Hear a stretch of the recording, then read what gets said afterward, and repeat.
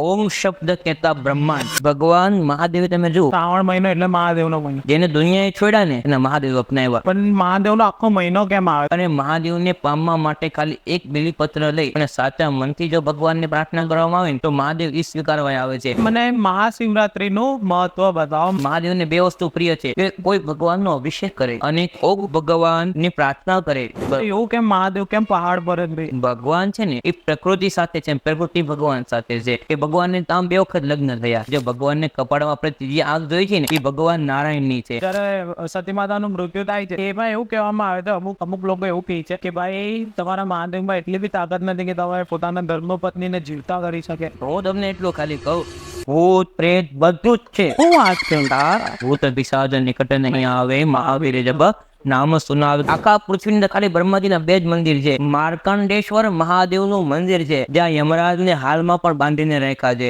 કાશી વિશ્વનાથ જાઓ, અમરનાથ જાઓ, નીચેની ધરતી ઉપર 3 લીટા પડી ગયા છે દૂધના. કેટલું મહાદેવનું દૂધ ચડ્યું છે. અને હાલની સ્થિતિમાં જ્યાં કોઈ ભૂકંપ ના આવે ત્યાં મહાદેવનો વાસ છે. કોઈ બી વસ્તુ કોઈ દે 108 વાર કરવાની. એ રીતે ભગવાનને ભક્તિ રાખી. અમુક વસ્તુ કેવી છે ને જે મને સાચેમાં નથી ખબર. ભૂલ હું વારંવાર કરતો રહ્યો, ડાઘ મોટા ઉપર હતો ને કાચ સાફ કરતો રહ્યો, એવું થાય. આ તો પછી હર હર મહાદેવ. આજનો આપણો પોડકાસ્ટ છે એક બ્રાહ્મણ સાથે જેમનું નામ આકાશ જાની છે. તેમની સાથે આપણે ચર્ચા કરી છે મહાદેવ વિશે. તમે આ પોડકાસ્ટ જુઓ, તમને સારો લાગે તમે કમેન્ટમાં હર હર મહાદેવ કહેજો. બસ ખાલી એટલી જ વિનંતી છે કે આખો પોડકાસ્ટ જોજો, બહુ બધું જાણવા મળશે જે આપણી ગુજરાતી લેંગ્વેજમાં આપણને જાણવા મળશે મહાદેવ વિશે. ચાલો તો આપણે આ પોડકાસ્ટ ચાલુ કરીએ. હર હર મહાદેવ.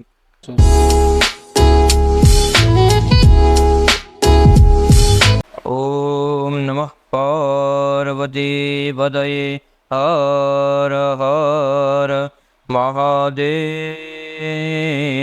હર. મહારાજ કેમ છો? સૌથી પહેલા તો કેવું લાગ્યું અહીંયા આવીને? કેવું લાગ્યું આપને? બહુ સરસ જગ્યા છે, સારી જગ્યા છે. અને પ્લસ એમાં પણ તમારી સાથે વાત કર્યા પછી તો ઓલું કેમ સોનામાં સુગંધ પડે. વાહ, સરસ. બરાબર. તો આપણે કોઈ બી જ્યારે બી આપણે મહાદેવની વાત કરીએ બરોબર. તો એક તો બહુ મોટો સવાલ છે જે ઘણા લોકોને મારા ખ્યાલથી ખબર હશે કે મહાદેવ આદિ છે, અનંત છે. લોકો કહે છે કે મહાદેવ આદિ છે અને અનંત બી છે. તો એકચ્યુઅલમાં મહાદેવ કોણ છે? મહાદેવ વિશે શ્લોક તમને કહું કે મહાદેવ મહાદેવ મહાદેવી ધિયો વધે. કે જે વ્યક્તિ ભાવથી ખાલી એક વખત મહાદેવનું નામ લઈ લે છે ને એનું મહાદેવ કલ્યાણ કરે છે. કોઈ બીજા વ્યક્તિની પણ મહાદેવ પોતેનું કલ્યાણ કરે છે.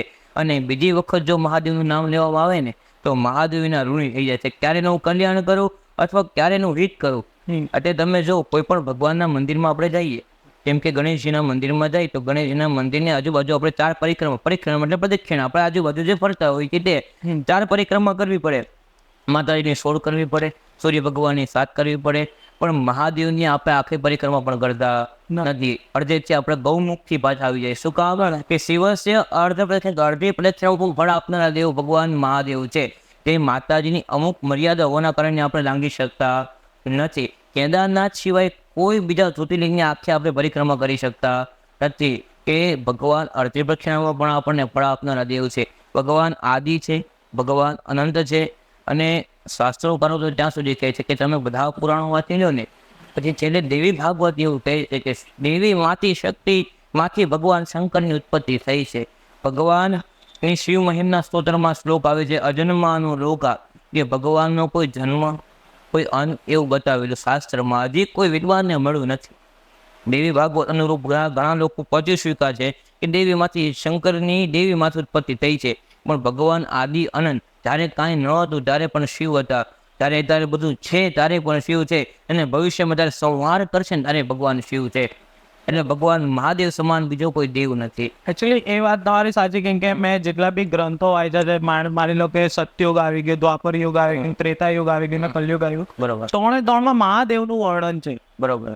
3 ચારેયમાં વર્ણન, 4 મહાદેવનું વર્ણન છે. પણ એમાં આજ તક મેં એવું કશે સાંભળ્યું નથી કે મહાદેવનો આ રીતના જન્મ થયો છે, મહાદેવનો આ રીતના મૃત્યુ થયો છે. કેમ કે જ્યારે આપણે કૃષ્ણ ભગવાનની વાત કરીએ તેમાં બી એમનું બી જન્મથી લઈને એમનું જે કાર્ય એમને બતાવવાનું છે, ધર્મને આપણાને શિક્ષા આપવાની છે, એ બી બતાવ્યું છે. રામાયણમાં રામ ભગવાન બી બતાવ્યો છે, એટલે વિષ્ણુનો અવતાર બતાવ્યો હતો આપણા. એમનું જન્મથી લઈને મૃત્યુ બતાવ્યું છે, પણ મહાદેવનું નથી બતાવ્યું. બરાબર. તેનું કઈ વિશેષ કારણ છે? એમાં કેવું છે કે આપણે મન ફાવે જ્યાં આપણે પ્રશ્ન તેના નામ મૂકીએ. મહાદેવ વસ્તુ એવી છે કે જ્યાં વસ્તુ બોલવા પહેલા પણ આપણે ઘણું વિચાર કરવો પડતો છે કે મહાદેવ શબ્દ લેતા શિવ કહેતા કલ્યાણ, જે શબ્દ આપણું કલ્યાણ કરતા હોય ત્યાં આપણે પ્રશ્ન જેના મૂકી શકતા નથી. બીજી વસ્તુ તમે જે મને કીધું કૃષ્ણ ભગવાન આવ્યા, રામ ભગવાન આવ્યા, પણ એ ભગવાન નારાયણનું સ્વરૂપ છે. 3 દેવો આપણા હિન્દુ સંસ્કૃતિમાં મુખ્ય બતાવ્યા છે, બ્રહ્મા, વિષ્ણુ અને મહેશ. એમાં ભગવાન નારાયણના ઘણા અવતાર છે અને ભગવાન મહાદેવના ઘણા અવતાર છે. એમાં જે મહાદેવના અવતારથીને જે આવ્યા છે ને એ આમના અવતારથી એની લીલા પૂર્ણ થઈ જાય તેના ધામમાં પણ એ જતા રહ્યા છે. અને એક ચિરંજીવી હનુમાનજી મહારાજ જે છે એમને કોઈ મૃત્યુ શાસ્ત્રમાં બતાવી નથી, એ પણ રામ ભક્તિના કારણે. બાકી તમે જે ભગવાન નારાયણનું નામ કીધું ને એમાંથી વિષ્ણુ છે, એમાંથી રામ છે, એમાંથી શ્યામ છે. બહુ સીધો તમને જે સવાલ મારે પૂછ્યું બરાબર, તમે મને સવાલ કરવા બેઠા છો, હું તમને સવાલ કરું. તમે શેરડી ખાધી? હા. હવે શેરડીને આપણે ગુજરાતીમાં શું કહીએ? શેરડી જ કહીએ. હિન્દીમાં ગન્ના કહીએ, અંગ્રેજીમાં શુગર કેર કહીએ અને સંસ્કૃતની અંદર આપણે એક શું કહીએ. ઓકે. હવે એક શું કહેતા આપણે શેરડીનો રસ પીએ તે રસ આપણને તીખો લાગે ના. કદાચ ગન્ના કહેતા આપણે શેરડીનો રસ પી તો રસ આપણને કડવો લાગે. શુગર કેર કહેતા રસ પી તો રસ આપણને તુરો લાગે.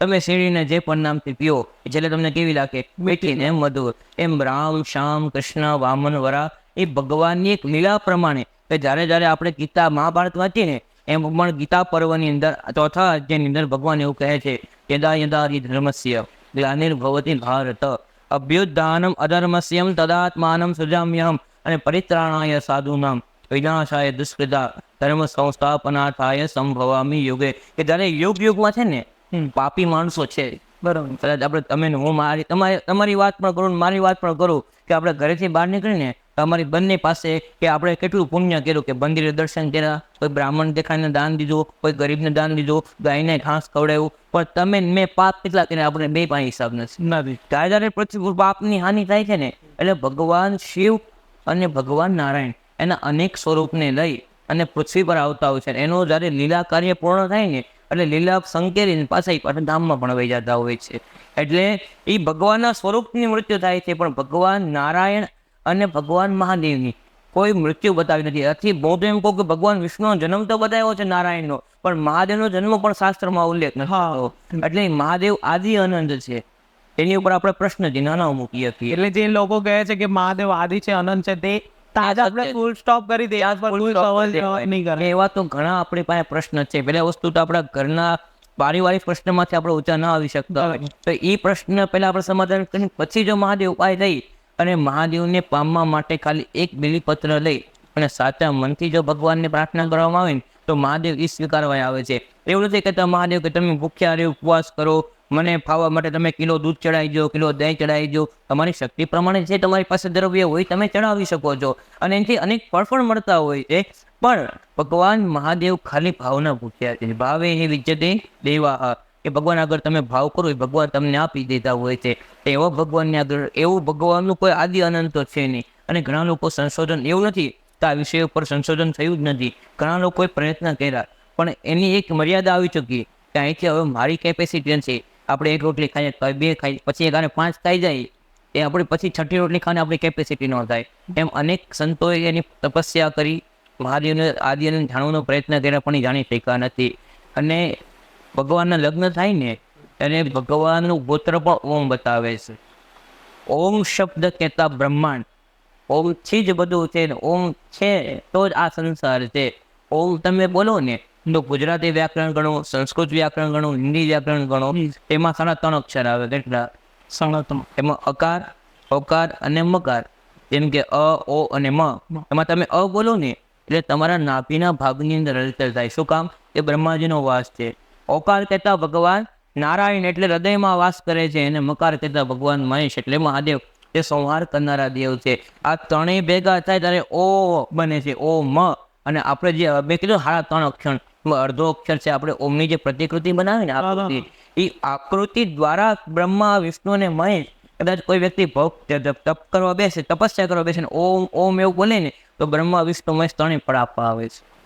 એટલે ઓમથી સર્વસ્વ છે. ઓમ સુધી આપણે પહોંચી શક્યા છે, ઓમથી આગળ પહોંચી શક્યા નથી. તમે લગ્નની વાત કરી કે મહાદેવના લગ્નમાં ગોત્ર આપણે ઓમ છે, બરાબર.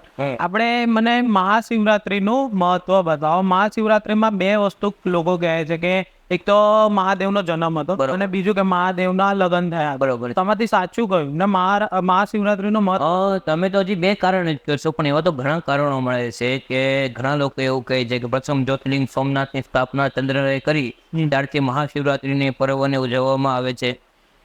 જ્યારે મહાદેવના લગ્ન છે એને પણ મહાશિવરાત્રી તરીકે ઓળખવામાં આવે છે. બરાબર. અને મહાદેવનો જન્મ એ તો આપણે હજી કોઈ જાણી શક્યા નથી, એટલે એ વાત તો તદ્દન ખોટી છે. હવે એવું ખોટી ન કહી શકું, પણ વાત અસત્ય મારા મત પ્રમાણે, મારા પર્સનલી, બીજા કોઈ વ્યક્તિ દ્વારા નહીં, પણ પર્સનલી મારા મત દ્વારા એ અશક્ય વાત છે કે બરાબર. મહાદેવનો જન્મ જે શોધી ન શક્યા હોય, એટલે મહાદેવનો જન્મ આ સમયે હોય એવું તો આપણે માનવું જ ન જોઈએ.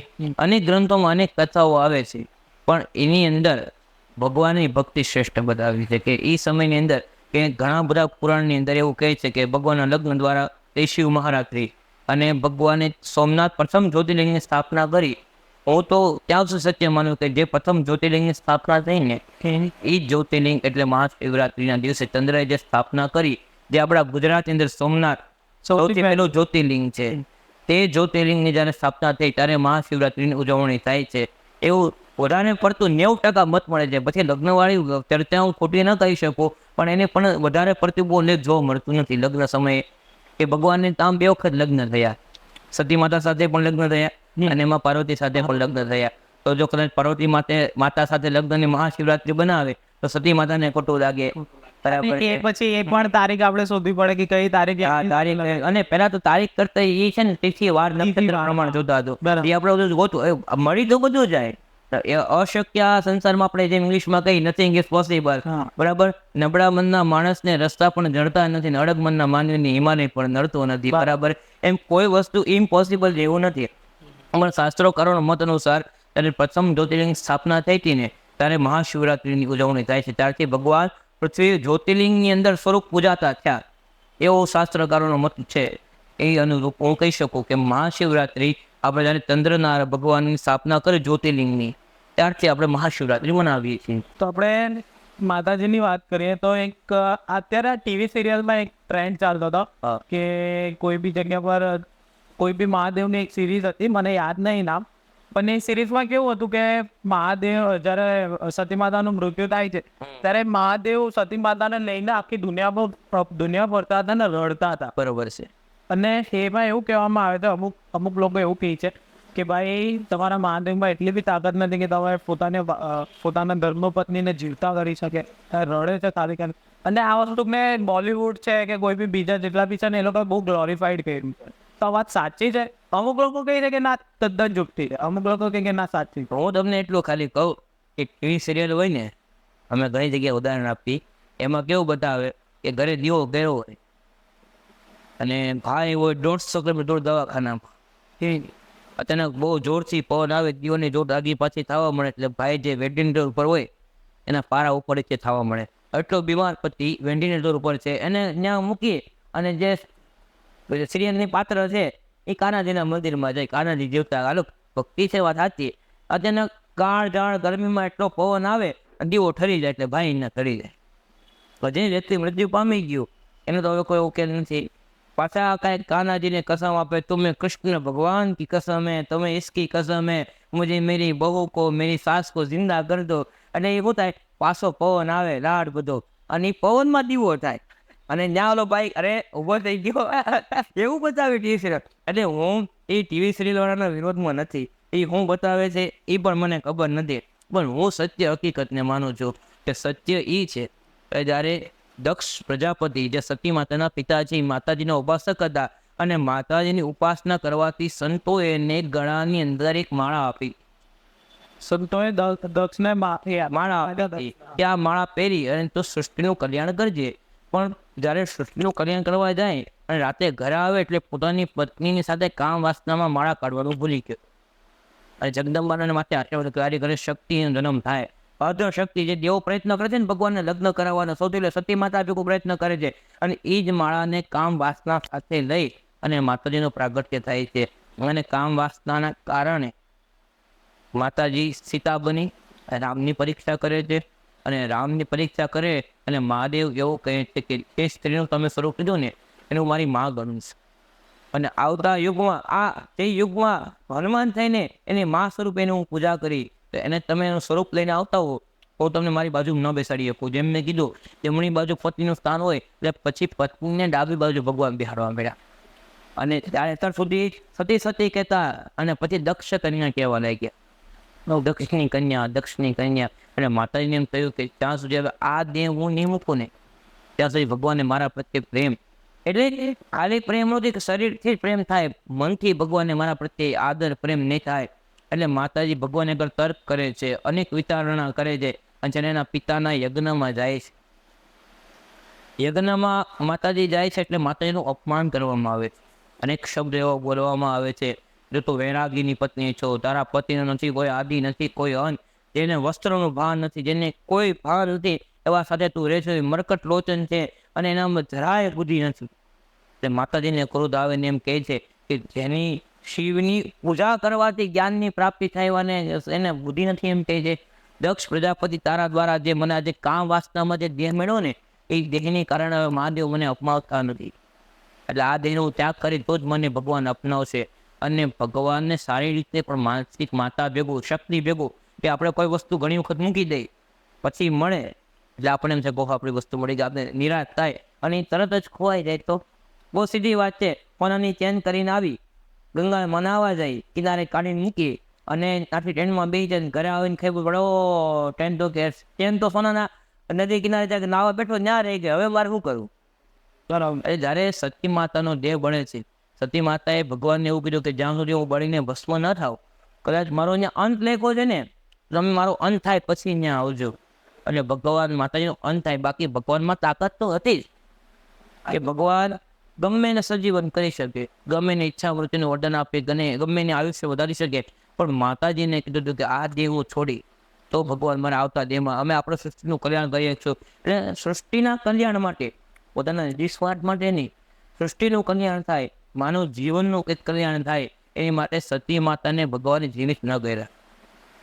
અને એ સતી માતાના અનેક સ્વરૂપ થયા. દેવી ભાગવત પ્રમાણે 108 શક્તિપીઠ છે, પણ આમ ઘણા પદ્મ પુરાણ અંતર્ગત 51 શક્તિપીઠ આપણને જોવા મળે છે. તેમાં અનેક જગ્યાએ માતાજીના અનેક સ્થાન પડ્યા. ત્યાં ભગવાનની માતાજીની પૂજા થાય છે, અનેક માતાજીના 51 શક્તિપીઠ છે.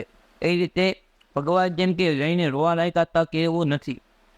ભગવાન રોવા લાયકા એટલે ભગવાન પોતાની પત્નીને ક્યાં જાય, રડે છે એવું નથી, પણ ભગવાન બચાવો બચાવો અને ભગવાન સામે ગયો એટલે ભગવાન શંકર જેવા કોઈ ક્રોધી દેવ નથી, આવેલો વિનાશ કરી નાખે. અને ભગવાને સુદર્શન ચક્ર મારી માતાજીને 51 શક્તિપીઠ કર્યા. અને એ શક્તિપીઠની પાછળ ભગવાન એને શક્તિપીઠ બનાવવા માટે અઘોર રૂપમાં, એ માતાજીની વસ્તુ જેવા તેવી વ્યક્તિથી અડાયતું નથી, એટલે અઘોર રૂપમાં અમુક સાધના છે, જેમ કામાખ્યા છે, ત્યાં દુનિયાભરની તંત્રની પૂજા થાય, 30 સાલનું બલિદાન આપવામાં આવે છે. ત્યાં અનેક જગ્યા એવી છે ત્યાં તંત્રની પૂજા પણ થાય છે. એવા સ્વરૂપમાં મહાદેવ અઘોર રૂપ જો છે.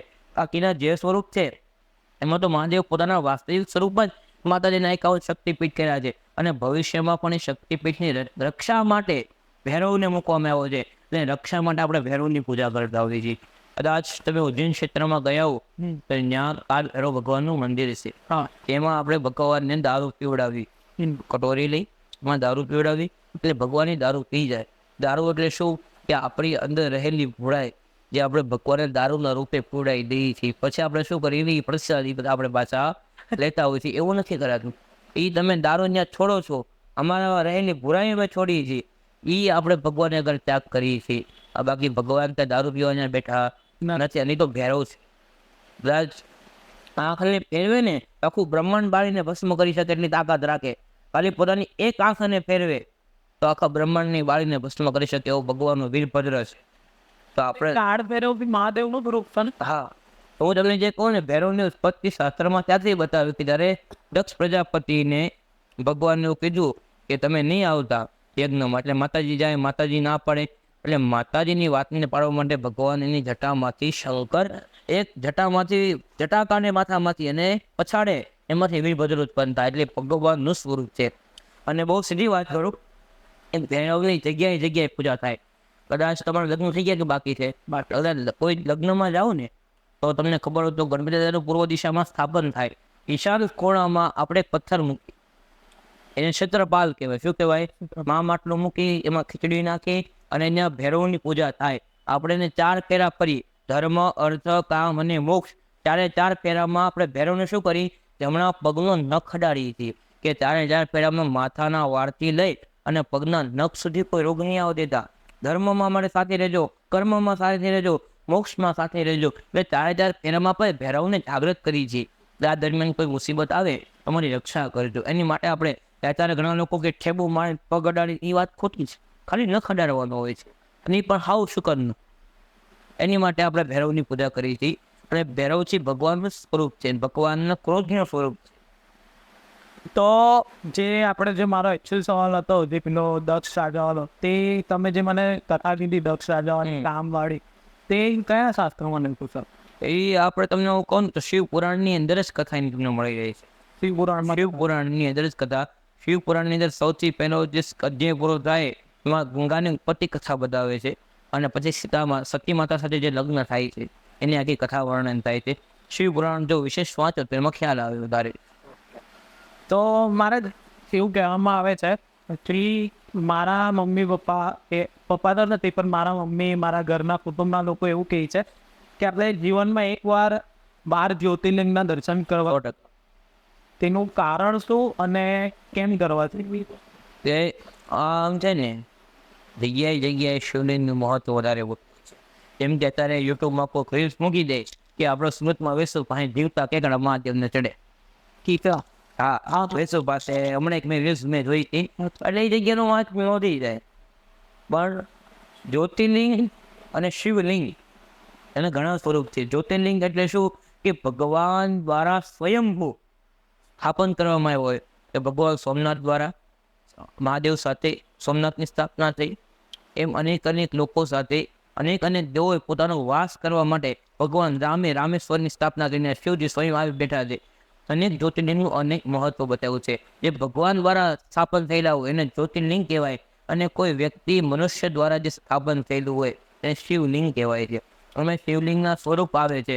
સુવર્ણનું શિવલિંગ, ચાંદીનું શિવલિંગ, સોનાનું શિવલિંગ, અનેક પ્રકારના શિવલિંગ બતાવ્યા છે. પણ કલિયુગની અંદર કોઈ શિવલિંગ જો વધારે ફળ આપતું હોય તે પાર્થિવ શિવલિંગ, પાર્થિવ એટલે માટીનું બનાવેલું.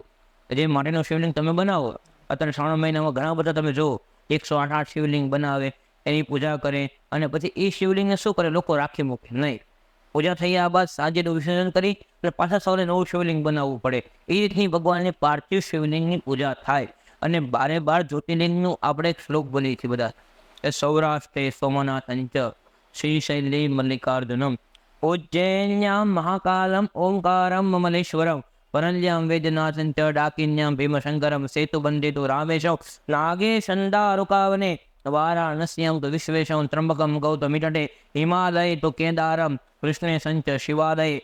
એતાની જ્યોતિર્લિંગાને આ જ્યોતિર્લિંગ જ્યાં જ્યાં છે ને એનું વર્ણન કર્યું કે આ જગ્યાએ આ જ્યોતિર્લિંગ. અને છેલ્લા શ્લોકમાં કીધું છે એતાની જ્યોતિર્લિંગાને કે આ જે જ્યોતિર્લિંગ છે સાયં પ્રાત, સાયં એટલે સાંજે ને સવારે, સાયં પ્રાત પઠેન નર કે જે ખાલી વાંચે ને નામ, આ શ્લોક નહીં ખાલી નામ, સોમનાથ, કેદારનાથ, જ્યોતિર્લિંગ, ઉજ્જૈન, રામેશ્વર, ખાલી એમ નામ બોલે ને એના 7 જન્મના પાપ ભગવાન મહાદેવ હરી લે છે રોજ.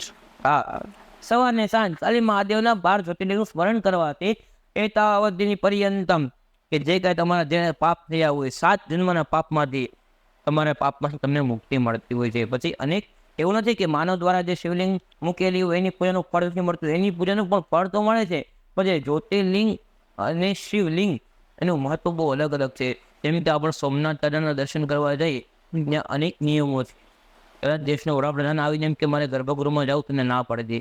ત્યાં બ્રાહ્મણો સિવાય એની કોઈ પૂજા કરી શકતું નથી.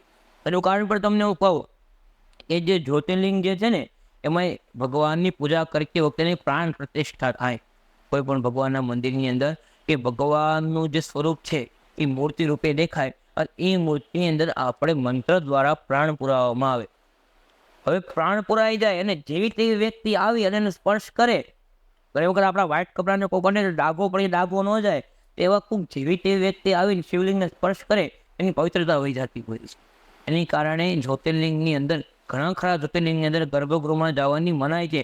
એમાં સોમનાથમાં તો પૂજારી સિવાય કોઈને જવાની ટ્રસ્ટીની ના, નરેન્દ્ર મોદી પોતે ત્યાંના ટ્રસ્ટી છે એને પણ મનાય, કોઈ અંદર જઈ ન શકે. એના પૂજારી જે શિવલિંગની પૂજા કરે ને તમારે સ્વયંભૂ અનુભવ કરો કે આ વિશેષ વાત હું વર્ણન ન કરી શકું, અનુભવ કરવાની વસ્તુ છે. શિવલિંગને જોવાનું અને તમારી આંખ તમને 1 મિનિટ માટે એમ કે આંખ બંધ કરી દે અથવા જોવા જેવી વસ્તુ નથી, તે દિવસે હું રુદ્રાક્ષને હાથમાંથી મૂકી દઉં. ભગવાનનું એટલું મહત્વ છે કે હું પોતે મારી જાતને અનુભવ કરો કે કોઈ મંત્ર નહીં, કોઈ શ્લોક નહીં, ભગવાનનું શિવલિંગ જ્યાં સુધી મને એમ ન કે કાર્ય કરતા આખી મારા તમે આવો ત્યાં સુધી ભગવાનને નિહાળા કરો. એટલે આ તમે જે બોલ્યા ને એ સેમ વસ્તુ મેં સૌથી પહેલા છે ને ત્રંબકેશ્વર ગયેલો. એ મને ખ્યાલ નહીં હતું કે જ્યોતિર્લિંગ છે. એ વસ્તુનું મને ખ્યાલ જ નહીં હતું કે જ્યોતિર્લિંગ છે. મને એમ કે આપણે મંદિર છે, મારા માસા મને લઈ ગયા હતા તો ત્રંબકેશ્વર ગયેલો, ત્યાં દર્શન કર્યા. પણ જ્યારે મને ખ્યાલ આવ્યું ત્યારે તો મેં અનુભવ તો મારો થયો જ ગયેલો. મને ખ્યાલ જ નહીં હતું કે આ કઈ રીતના છે. મેં જે રીતના દર્શન થાય એ રીતના જ દર્શન કર્યા. પણ જ્યારે મેં ઉજ્જૈન ગયો મહાકાલ, જ્યારે મેં મહાકાલનું જ્યારે મેં શિવલિંગ જોયું, મારું આખું શરીર આખું ત્યાં કાપી ગયું, આખું એમ રૂવાડા જેવા ઉભા થઈ ગયા. એવું ને ભાઈ તમે વચ્ચે ટોકો કે 12 જ્યોતિર્લિંગની અંદર જે ભગવાન દ્વારા સ્થાપન થયેલા છે ને, ત્યાં ભગવાન આખા દિવસની અંદર ત્યાં ભ્રમણ કરતા હોય છે. એમાં રાતના સમયે ભગવાન ઓમકારેશ્વરની અંદર જાય, જ્યાં શયન આરતીનું બહુ વિશેષ મહત્વ છે. ભગવાનને આખી પથારી સજાવવામાં આવે, એની અંદર ભગવાન 64 આદિ જે પાર્વતી માતા સાથે રમે એ સજાવવામાં આવે. અને ત્યાંની એક આરતી ગુપ્ત આરતી છે, કોઈ આરતીમાં જોઈ શકે ઉદય સિવાય કોઈ આરતી નથી કરી શકતું. સાંજની આરતીને શયામ આરતી થાય અને ત્યાંથી સવારે મહાદેવ ઊભા થાય અને ભસ્મ આરતી કરવા માટે ઉજ્જૈન ક્ષેત્રની અંદર જાય. તે ભસ્મ આરતીનું તમને ગમે એટલું વર્ણન કરો ને કદાચ શું એ ખોટું. તમે જાતે અનુભવના જેને કરો, સવારે 2:30 વાગ્યાથી ભક્તો લાઈનમાં કલાક 5 કલાક ઊભા રહી. અમને તો ટિકિટ જ નહીં મળે. બરાબર, ટિકિટ નથી મળતી, ઓનલાઈન નથી મળતું, રિઝર્વેશન નથી થતું, અને પછી વચ્ચે વીઆઈપી લોકો આવી જાય. પણ તમે કદાચ છેલ્લે કિન્નર ગામ પંગતે બેઠા હો ને, અને ત્યાં પૂજારી દ્વારા મહાદેવની ભસ્મ આરતી થતી હોય છે. તે મહાદેવને ઘણા લોકો એવું કહે છે કે મારા મહાદેવને જે ભસ્મ જે છે ને એ ત્યાંના સ્મશાનમાંથી લાવવાથી વાત તદ્દન ખોટી છે. ત્યાં તમે મંદિરની પ્રાંગણમાં પાછળની સાઈડ જાઓ ને, ત્યાંથી છાણાને અને અમુક વસ્તુ સાથે ભસ્મ આદિ બનાવી અને એ જ ભસ્મ મહાદેવને ચડતી હોય છે. એ જ મહાદેવને ભસ્મથી એનો શૃંગાર થાય છે.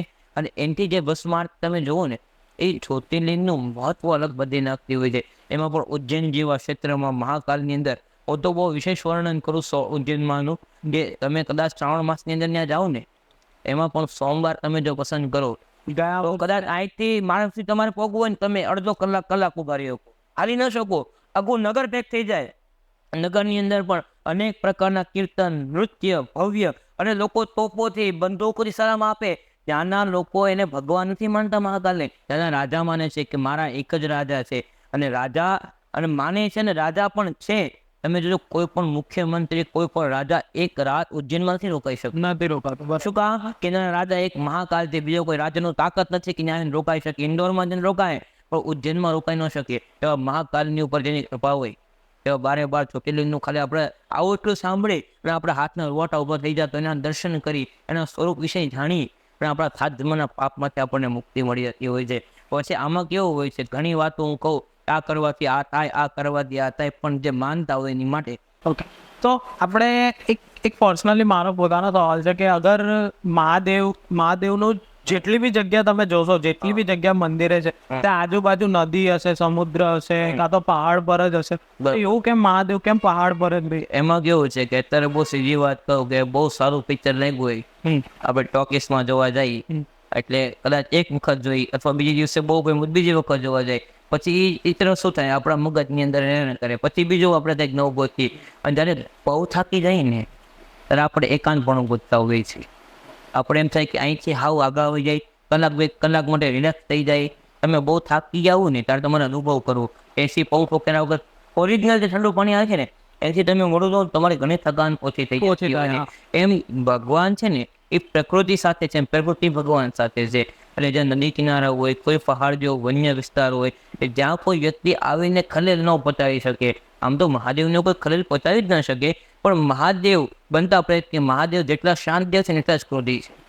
કામદેવ એને પ્રયત્ન કરવા ગયા એટલે ભગવાને આંખ ખોલીને ભસ્મ થઈ ગયા. પછી મહાદેવ એને પાછા સજીવન કર્યા અમુક સ્વરૂપની અંદર, પણ મહાદેવ બને તેનો પ્રયત્ન કરે એવી શાંત જગ્યા ઉપર કે જ્યાં ભગવાનની તપસ્યા કરી શકીએ અને વન પ્રકૃતિનો પણ ઉદ્ધાર કલ્યાણ થાય. ત્યાં ભવિષ્યની અંદર જ્યાં અહીંયા મારું જપ થયું છે તો અહીંયા મારા ભક્તો મને ગોતતા આવશે, તો આ જગ્યાનો પણ વિકાસ થશે. અચ્છા ઓકે.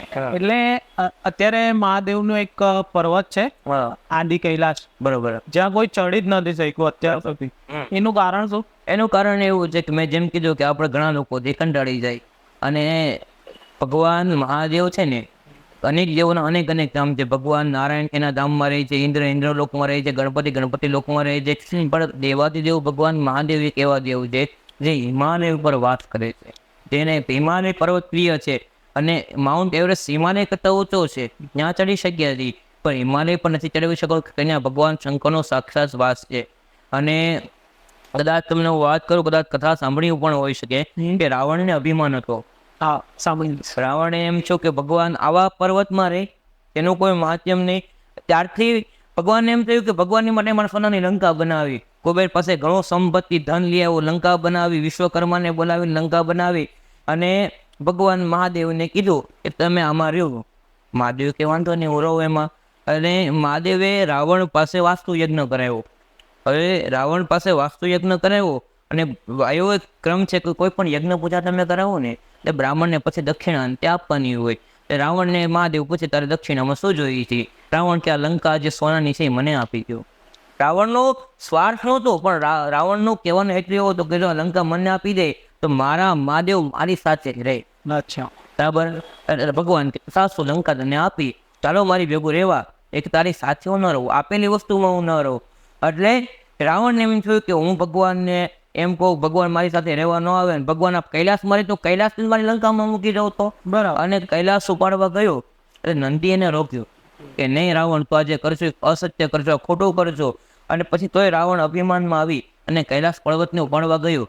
એટલે મહાદેવે એના એક જમણા પગનો ખાલી અંગૂઠાનો નખ મૂક્યો અને આખો કૈલાસ પર્વત દબાઈ ગયો રાવણને. રાવણ કે ત્રાહિમામ મને બચાવો, પણ મહાદેવથી કોણ બચાવી શકે? એટલે મહાદેવનો ભક્ત નંદી એવું કહે છે કે રાવણ તો જ્ઞાની છો, તો સમજ જેવી વ્યક્તિ છો, તો બ્રાહ્મણ છો અને તારી પાસે જ્ઞાન છે. મહાદેવને બે વસ્તુ પ્રિય છે કે કોઈ ભગવાનનો અભિષેક કરે અને કોક ભગવાનની પ્રાર્થના કરે, એ ભગવાનને અત્યંત પ્રિય છે. તો રાવણ જ્ઞાની છો. પછી રાવણ શિવ તાંડવ સ્તોત્ર લખે છે કે જટાટવી, કે જેને જટામાં ગંગાનો વાસ, જેને ગળામાં સર્પોની માળા છે, જેનું રુદ્રાક્ષ જેનું આભૂષણ છે, એવા અનેક તાંડવની અંદર સ્તોત્ર. તાંડવનો કદાચ આપણે અર્થ કરવા બેસું ને તો જ આપણો મિનિમમ આખો દિવસ પૂરો થઈ જાય. પણ છેલ્લા શ્લોકમાં આ જ્યારે 13 શ્લોક લખાણા ને, અને એ 13 શ્લોક સાંભળીને મહાદેવ પ્રસન્ન થઈ ગયા અને મહાદેવ રાવણને મુક્ત કરી દીધો. અને ચોથા શ્લોકમાં રાવણે એવું કીધું, પૂજા વસાના સમય 10 વત્ર ગીતમ, કે પૂજા સમય અંતરે જે વ્યક્તિ 10 વખત શિવ તાંડવ સ્તોત્રનો પાઠ કરે છે, ભગવાન શંકર એની માથે કૃપા કરે છે અને એની ઘરે લક્ષ્મીની પ્રાપ્તિ થાય છે. એ લક્ષ્મી પણ કેવી? સારી લક્ષ્મી, તેમ દવાખાનામાં વહી જાય એવી નહીં, સારી લક્ષ્મીને પ્રાપ્ત થાય છે. પૂજા સમય અંતરે 10 વખત તે શિવ તાંડવ સ્તોત્રનો પાઠ કરે છે. મતલબ જ્યારે પણ આપણે મહાદેવની પૂજા કરીએ, કોઈ બી જનરલ પૂજા બી તમે કરો, શિવજીની પૂજાની અંદર આપણે જેમ કે ગણેશજીની પૂજા કરતા હોય, તાંડવ બોલી જાય એ બરાબર. ઓલો કે ને કે વારંવાર ભૂલ હું વારંવાર કરતો રહ્યો, ડાઘ મોટા પર હતો ને કાચ સાફ કરતો રહ્યો, એવું થાય. આ તો પછી બરાબર તમે ગણપતિની પૂજામાં તમે તાંડવ બોલી જાવ તેનો કોઈ મતલબ નહીં. તમે ભગવાન શિવની પૂજા કરવા બેઠા છો, અને ભગવાન શિવની પૂજા તો આદિ અનંતથી તો ભગવાન નારાયણ પણ કરે છે. તમે શિવ મહિમના સ્તોત્ર વાંચો, પુષ્પદન કવિ છે એમના, એમને એવું કીધું છે હરિસ્તે શાસ્ત્રમ કમલબલીમાં ધાર પદયો, કે ભગવાન નારાયણ છે ને તે મહાદેવની પૂજા કરે. મહાદેવની કેવી પૂજા કરે કે 100 સોનાના કમળ થાય ને ત્યારે એક બ્રહ્મ કમળ બને, એવા 100 બ્રહ્મ કમળ નિત્ય લાવી અને ભગવાન મહાદેવને ચડાવે. હવે મહાદેવને ચડાવે, મહાદેવથી અખંડ છે. મહાદેવની પૂજામાં બોલાયની અખંડની પૂજા અખંડ જ થાય. મહાદેવની પૂજામાં ઊભું ન થવાય, ધ્યાન ભંગ ન કરાય, કોઈ ખરાબ વિચાર ન કરાય, કોઈ આચરણ ખરાબ ન કરાય, અને મહાદેવની પૂજામાં ઊભું ન થવાય. આ નિયમ ભગવાન નારાયણને ખબર છે. એટલે ભગવાને પરીક્ષા કરવા માટે એક કમળ લઈ લીધું, 99 ભગવાન ચડ્યા. એટલે પછી ભગવાન નારાયણ મૂંઝાણા, હવે શું મારે કરું? મારી અખંડ પૂજાથી ભંગ થશે, આજે તૂટશે, નિયમ તૂટશે. એટલે ભગવાનને પોતાની આંખ કાઢી અને ભગવાન શંકરને નેત્ર કમળ ચડાવ્યું. જે ભગવાનને કપાળમાં આપણે ત્રીજી આંખ જોઈ છે ને, એ ભગવાન નારાયણની છે. તમારો પ્રશ્ન એક એવો પણ હશે, હું માનું ત્યાં સુધી, કે ઘણા વૈષ્ણવ એવું કે અમે શિવનું ન ખાઈ, શિવની પૂજા ન કરી, અને શિવ ભક્ત એવું કે હું વૈષ્ણવ, પણ એ બધા લોકોનું મત છે. અમારા એક શ્લોક આવતો કે અડધો કુંભ કરો તે શબ્દ, કે જે અડધો જે ઘડો ભરેલો હોય ને એને હલાવતી અવાજ બહુ કરે, બરાબર, આગળ હા, અને આખો જે કળશ ભરેલો હોય ને એ અવાજ નથી કરતો. જ્ઞાની વ્યક્તિની નિશાની છે ખોટા તર્કમાં ન પડે. બરાબર. અને અમુક વ્યક્તિ જે અર્ધ જ્ઞાની છે ને એ આવીને એમ કે આ વસ્તુ આમ છે, શિવનું ભગવાન નારાયણ નો ખાય કે નારાયણનું શિવ ન ખાઈ શકે, એટલે ભગવાને ત્રીજી આંખ કાઢીને ભગવાન નારાયણ જે નીચે પૂજા કરતા હોય, શિવસ્ય હૃદયમ વિષ્ણુ અને વિષ્ણુ હૃદયમ શિવમ, કે એકબીજાના હૃદયમાં બંને વાસ કરે છે. અને હું તો ત્યાં સુધી કહું, લક્ષ્મીજી, પાર્વતી અને સતીજી ત્રણેયનું સ્થાન પછી પહેલા ભગવાનના સ્થાપનમાં ભગવાન મહાદેવના હૃદયમાં ભગવાન વિષ્ણુ છે અને વિષ્ણુના હૃદયમાં ભગવાન શિવ છે. એટલે એકબીજાની પૂજા કરી શકે છે. અને આપણો પ્રશ્ન જે હતો, આપણે વાત પાછું બહુ આગળ વયા ગયા કે ભગવાન હિમાલય ઉપર વાત શું કામ કરે છે. એટલે એ જ્યારે રાવણ પ્રાર્થના કરે છે ને, ત્યારથી ભગવાન કહે છે કે આ પર્વત મને પ્રિય છે, આ પર્વત ઉપર જ હું વાસ કરી અને અહીંયા જ મારું નિવાસ સ્થાન રહેશે. પૃથ્વીમાં જ્યારે પણ મનુષ્યને જરૂર પડશે, પૃથ્વી પર રહીને એનું કાર્ય એને હું પૂર્ણ કરવા આવીશ. એટલે આ ભગવાન આ કૈલાસ ઉપર વાસ કરે છે. અને અન્ય ઘણા બધા વ્યક્તિ રાવણની જેવા પ્રયત્ન ન કરે. એને માટે રાવણ જો પ્રયત્ન કરીને થાકી ગયો તો બીજા કોઈ વ્યક્તિ ચડવાનું સામર્થ્ય રાખી શકતા જ નથી. પણ એવા કોઈ વ્યક્તિ એની તાકાત નથી ઉપર ચડીને શું છે જોઈ શકે. કે એવા હું તો એમ કહું કે એવા એના અનેક સંતો છે જે હાલની સમયમાં હિમાલયમાં તપસ્યા કરે છે. એના દર્શન માત્રથી તમે મોક્ષ થઈ જતા હોવ છો. તો મહાદેવ સુધી જો કોઈ પહોંચી નથી જવું. એના સંતો જે તપ કરે છે એના દર્શન તમે જો મોક્ષ થઈ જતા હોય ને તો મહાદેવ સુધી તમે પહોંચી નથી શકતા. આમાં અઘોરીનો બી બહુ મોટો એક મતલબ એ આવે છે કે એ કેવલ મહાદેવની પૂજા કરે છે. બરોબર. અઘોરી લોકો તો જે તમે સંતોની વાત કરો છો કે સંત આ કરે છે, તમે આ કરો છો, તો અઘોરીનો શું રોલ હોય આમાં? એમાં અઘોરી અને આપણે એક શબ્દ વાપરી તંત્ર, મંત્ર, મારણ, મોહન, વશીકરણ, આકર્ણ, સ્તંભન. જો શરૂઆતથી તમને હું કથા કહું ને તો જ્યારે સૃષ્ટિની શરૂઆત થઈ ત્યારે ઓમ સર્વત્ર, જેમ મેં આગળમાં કીધું એમ ઓમ સર્વસ્વતન, ઓમથી જ બધું હતું. અને ઓમની ઉર્જા દ્વારા ભગવાન નારાયણનું પ્રાગટ્ય થાય છે.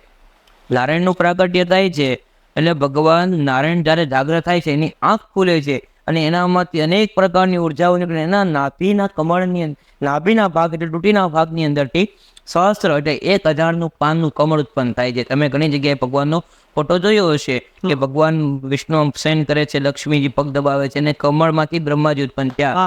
એટલે એ બ્રહ્માજી જ્યારે સંત જોવે છે કે મારી આજુબાજુ તો કોઈ નથી, કે કમળનો મૂળનો ભાગ તો નીચે હોય બરાબર, અને હું કમળ ઉપર બેઠો છું, તો કમળ જ મારી શરૂઆત હશે. તો એટલે કમળને શોધવા માટે નીચેના ભાગ ઉપર ધીમે ધીમે જાય છે, અનંત વર્ષો સુધી નીચે જાય છે, પણ એને મૂળ મળતું નથી.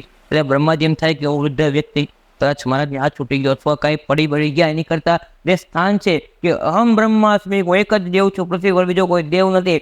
બ્રહ્માજીને અભિમાન આવી ગયું અને બેસીને રાજ્ય કરવા લાગ્યા. પણ ઉપર બેઠા ને એટલે જેમ પાણી ટપકતું હોય તપ તપ તપ તપ, એમ બ્રહ્માજીને શબ્દ સંભળાણ તપ.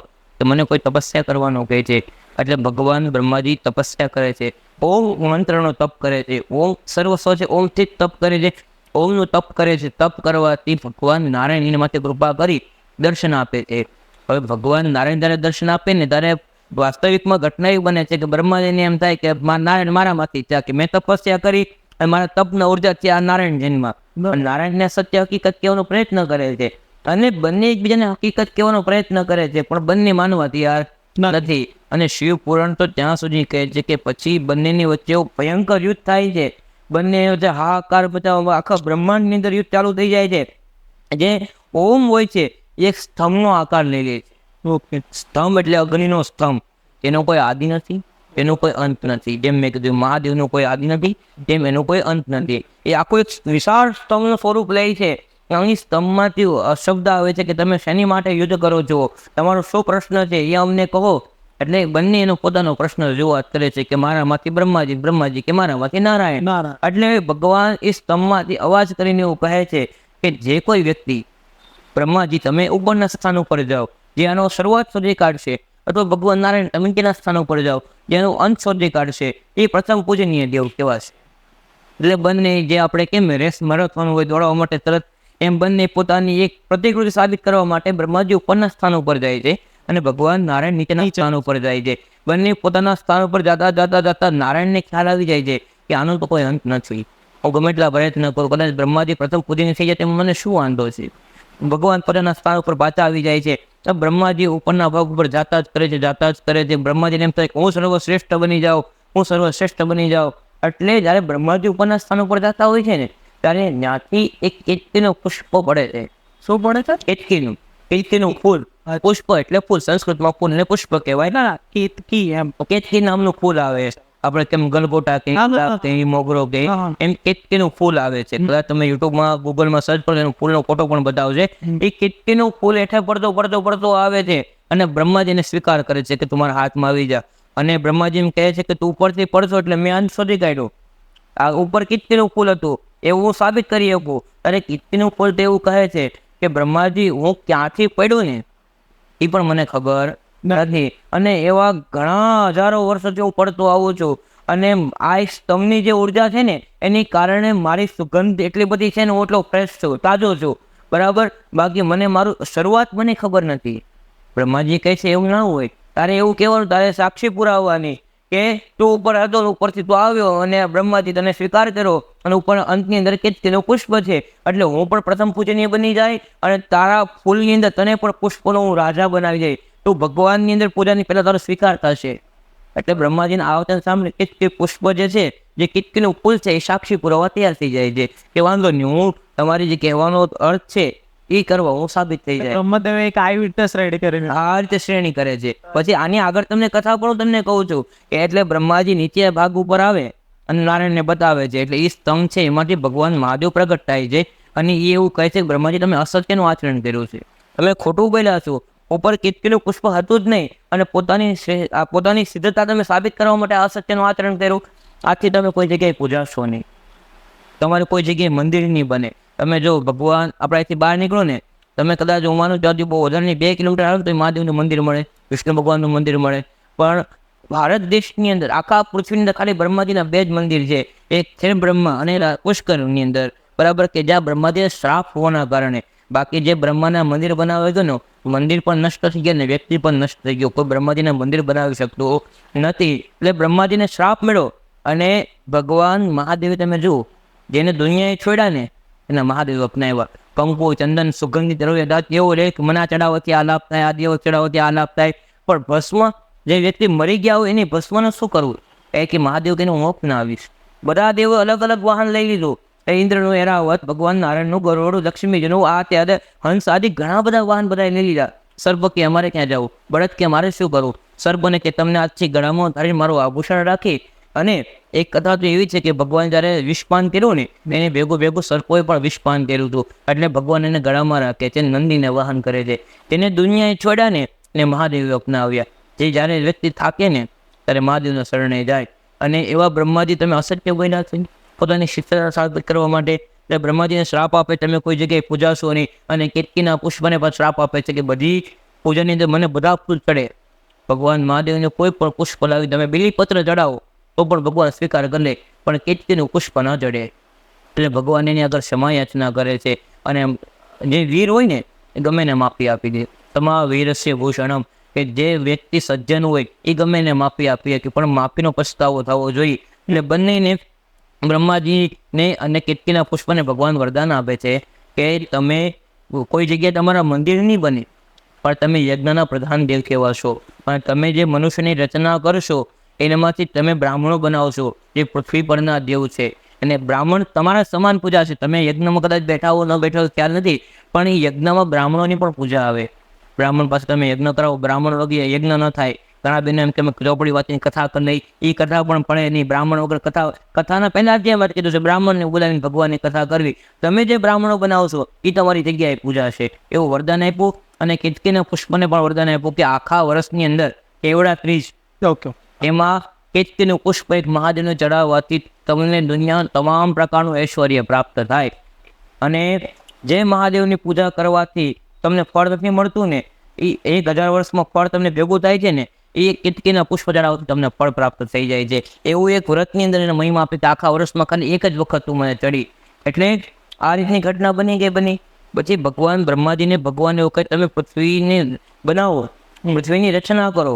પૃથ્વી છે પણ પાણીની અંદર લીન છે, પાણીમાંથી મારે બહાર કેમ કાઢવી. એમાં હિરણાક્ષી નામનો રાક્ષસ એગો બનાવીને સૂતો છે અને એની પાસે જે હું યુદ્ધ કરીને લઈ શકું નહીં. એટલે ભગવાન નારાયણની તપસ્યા કરે છે. એટલે ભગવાન નારાયણ વરાહ કહેતા ભૂમનું સ્વરૂપ લઈ પાણીમાં છલાંગ મારે છે. પૃથ્વીને પોતાના દાંત વડે જકડી શેષ નારાયણની પડાવ પર પૃથ્વીને સ્થાપન કરે છે. બ્રહ્માજીને કહે તમે હવામાં જે કાંઈ રચના કરવી હોય તે તમે કરો. એટલે બ્રહ્માજી શું કરે છે, મનુષ્ય બનાવવા માટે સૌથી પહેલા એના 4 પુત્રની ઉત્પત્તિ કરે. એને આપણે સનતકુમાર કહીએ છીએ. સનતકુમારની રચના કરે. સનતકુમાર એવું કહે છે અમે બ્રહ્મચર્યનું પાલન કરશું, અમે સંસારનું જે સુખ છે એ નહીં માંગીએ પણ બ્રહ્મચર્યનું પાલન કરશું. અને બ્રહ્માજીને ક્રોધ આવે અને ભગવાનના ક્રોધની અંદરથી એકાદશ રુદ્ર, આપણે જે ભગવાન શંકરને એકાદશ રુદ્ર કહીએ એ આ નહીં, બીજા એકાદશ રુદ્ર, એમાં ભૂત, પ્રેત, ડાકીની, શાકીની, યક્ષ, વેતાળ, ગાંધર, કિન્નર, પશુ, ડાકણ, શાકણ, ભૈસાસુર આદિ અનેક પ્રકારના તંત્ર મંત્રની સાધનાના દેવો આવે છે. આ દેવો ક્યાંથી આવે છે કે બ્રહ્માજીના ક્રોધમાંથી ઉત્પન્ન થાય છે. અને પછી પાપ પ્રપંચ આદિ બધી વધવા લાગ્યું. એટલે બ્રહ્માજીને થતું આવું પૃથ્વીનું કોઈ કાર્ય નથી. એટલે પૃથ્વીનો સંહાર કરે છે, ફરી વખત નવી પૃથ્વી બનાવે છે. બ્રહ્માજી પોતાના દેહનો પણ ત્યાગ કરે છે, નવો દેહ પ્રાપ્ત કરે છે. અને નવો દેહ જ્યારે પ્રાપ્ત કરે છે ને, અને એને એમ થાય છે કે મારે હવે સૃષ્ટિની ઉત્પત્તિ કરવી, એટલે એના જીભમાંથી સરસ્વતીની ઉત્પત્તિ થાય છે. સરસ્વતી જીભમાંથી, મતલબ કોના જીભમાંથી? બ્રહ્માજીના જીભમાંથી માં સરસ્વતીની ઉત્પત્તિ થાય છે. અને સરસ્વતીનું એટલું બધું રૂપ સુંદર હોય છે એટલે બ્રહ્માજી પોતાની પુત્રી ઉપર મોહાઈ જાય, પોતાની દીકરી ઉપર મોહાઈ જાય છે. એટલે સરસ્વતી માતા પર કે સરસ્વતી માતા ઉપર, બ્રહ્માજીની પત્ની સાવિત્રી માતા અને સરસ્વતી એમની દીકરી, ઓકે બરાબર, એમની માથે મોહાઈ જાય છે. એટલે એના પુત્ર એવું કહે છે કે અમે તમારા દીકરા થઈને બ્રહ્મચર્યનું પાલન કરીએ છીએ અને તમે આવું તો કોઈ બ્રહ્મા શબ્દ શું કામ વાપરું છું કે બ્રહ્મા છે ને પદવી, બ્રહ્માજીનું આયુષ્ય પણ શાસ્ત્રમાં નક્કી કરેલું છે. નારાયણનું અને મહાદેવનું નક્કી નથી કરેલું, પણ બ્રહ્માજીને 100 વર્ષની આયુષ્ય આપી છે.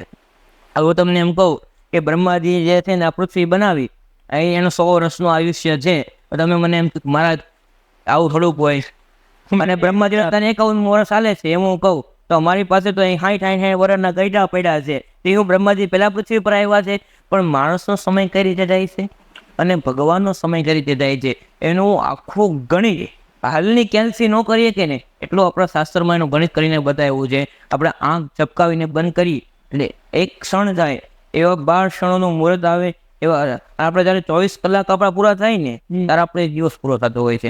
એવા આપણે 30 દિવસ અથવા 31 દિવસ અથવા ઘણી વખત 29 દિવસનો મહિનો આવે, એમ કરતાં 365 દિવસ જ્યારે પૂરા થાય ને ત્યારે આપણો એક વર્ષ થાય.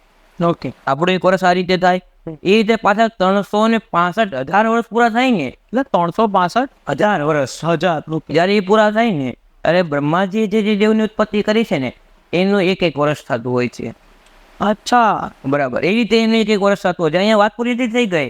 પછી આ રીતે બ્રહ્માજી 4 યુગ બનાવ્યા, સતયુગ, દ્વાપરયુગ તથા યુગ ને કલયુગ. આપણે જાણીએ છીએ અને કલયુગના છે 4,32,000 વર્ષ, એના તમે બીજા 4 લાખ એમાં એડ કરજો, એમાં બીજા 4 લાખ એડ કરજો, એમ કરતા જ્યારે એવા 4 યુગ પૂરા થાય ને ત્યારે એક મનુ થાય. મનુ એટલે એક આપણે એમ કહું ને મહિનો, અને પછી કેમ વર્ષ પૂરું થાય, આપણા 12 દી પૂરા થાય, આપણા 7 દી પૂરા થાય ત્યાં એક અઠવાડિયું થયું, એમ એક મનુ કહેવાય. જ્યારે 4 યુગ પૂરા થાય ને ત્યારે એક મનુ થાય. આપણે જ્યારે સંકલ્પ મૂકાય ત્યારે વ્યવહાર થાય ત્યારે મનુ વ્યવસ્થર નામના મનુનું રાજ્ય હાલે છે. એવો એક મનુ પૂરું થાય, પાછા ફરી વખત નવા યુગ આવે, એમાં નવો મનુ થાય. એવા 32 મનુ પૂરા થાય ને ત્યારે એક કલ્પ થાય. કલ્પ એટલે વર્ષ. એવા જ્યારે 32,000 કલ્પ પૂરા થાય ને ત્યારે બ્રહ્માજીનો ખાલી એક દિવસ. આવા પાછા 32 કલ્પો થાય, આવા પાછા 32 કલ્પો થાય ને ત્યારે બ્રહ્માજીની રાત્રિ. હું વાત કેવું.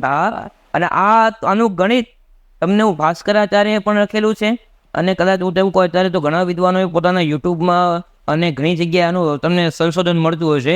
અને બ્રહ્મ વૈવર્ત પુરાણમાં પણ આનો ઉલ્લેખ છે બ્રહ્માજીના જન્મ વિશે. એમ બ્રહ્મા એક પદવી છે, એક બ્રહ્માની અનેક બ્રહ્મા હોય. એમ કદાચ હું તો એમ કહું તમે જો તપસ્યાના માર્ગે વયા જાઓ ને એટલું તમે તપ કરો. આપણા તમને કથાઓ કહું કે ભાગવતજીની અંદર આપણને કથા મળે છે, એમાં આપણને કથા મળે છે કે બલિરાજા યજ્ઞ કરે છે, અશ્વમેઘ યજ્ઞ કરે છે. જે વ્યક્તિ 100 વખત અશ્વમેઘ યજ્ઞ કરી લે ને ઇન્દ્રની પદવી પ્રાપ્તિ કરી લે. એવા બ્રહ્માના યજ્ઞ પણ આવે છે. તમે એ યજ્ઞ કરો અથવા એ પ્રમાણે તમારું તપ હોય ને તો આવતા યુગમાં તમે પણ બ્રહ્મા બની શકો. એ પ્રમાણે બ્રહ્માજી પરિવર્તન થાય છે, પાછા નવા બ્રહ્મા આવે છે. એટલે બ્રહ્માજીને ખ્યાલ હોય છે કે આવતા જન્મમાં મારી પુત્રી પર મોહણ હતો, એટલે શું કરે છે બહુ સુંદર નિર્ણય લે છે. એ પોતાનું જે શરીર હોય ને એના 2 ભાગ કરી નાખે. એમાં ડાબી બાજુ જે જાય એ મનુ અને જમણી બાજુ જાય શત્રુપા, એટલે સ્ત્રી અને પુરુષ. ઓકે. મનુ એટલે પુરુષ અને શત્રુપા એટલે સ્ત્રી. એટલે કોઈ પણ જગ્યાએ આપણે ભગવાનની પૂજા કરવા બેસીને તો જમણી બાજુ જે મનુ ગયા, શત્રુપાજી ગયા ને એ બાજુ આપણે આપણા પત્નીને બેસાડી કે હંમેશા પૂજા દરમિયાન પત્ની પતિના જમણા હાથે હોય. બરાબર. એટલે એ રીતે બંનેનો સંગમ છે અને એમાંથી આપણે મનુષ્યની ઉત્પત્તિ થાય. પછી એમાંથી ઘણી બધી આખી કથા તો બહુ લાંબી છે, પણ એ રીતે તમને વાત કરી તો પછી બહુ આપણો સમય વહી જશે. પણ એ રીતે પૃથ્વી પર માનવ સર્જન જીવન છું. એમાં જેમ મેં કીધું બ્રહ્માજીના ક્રોધમાંથી રાક્ષસ, ભૂત, પ્રેત, ડાકીની, શાકીની, યક્ષ, શ્વેતાલ આદિ બધા ઉત્પન્ન થયા.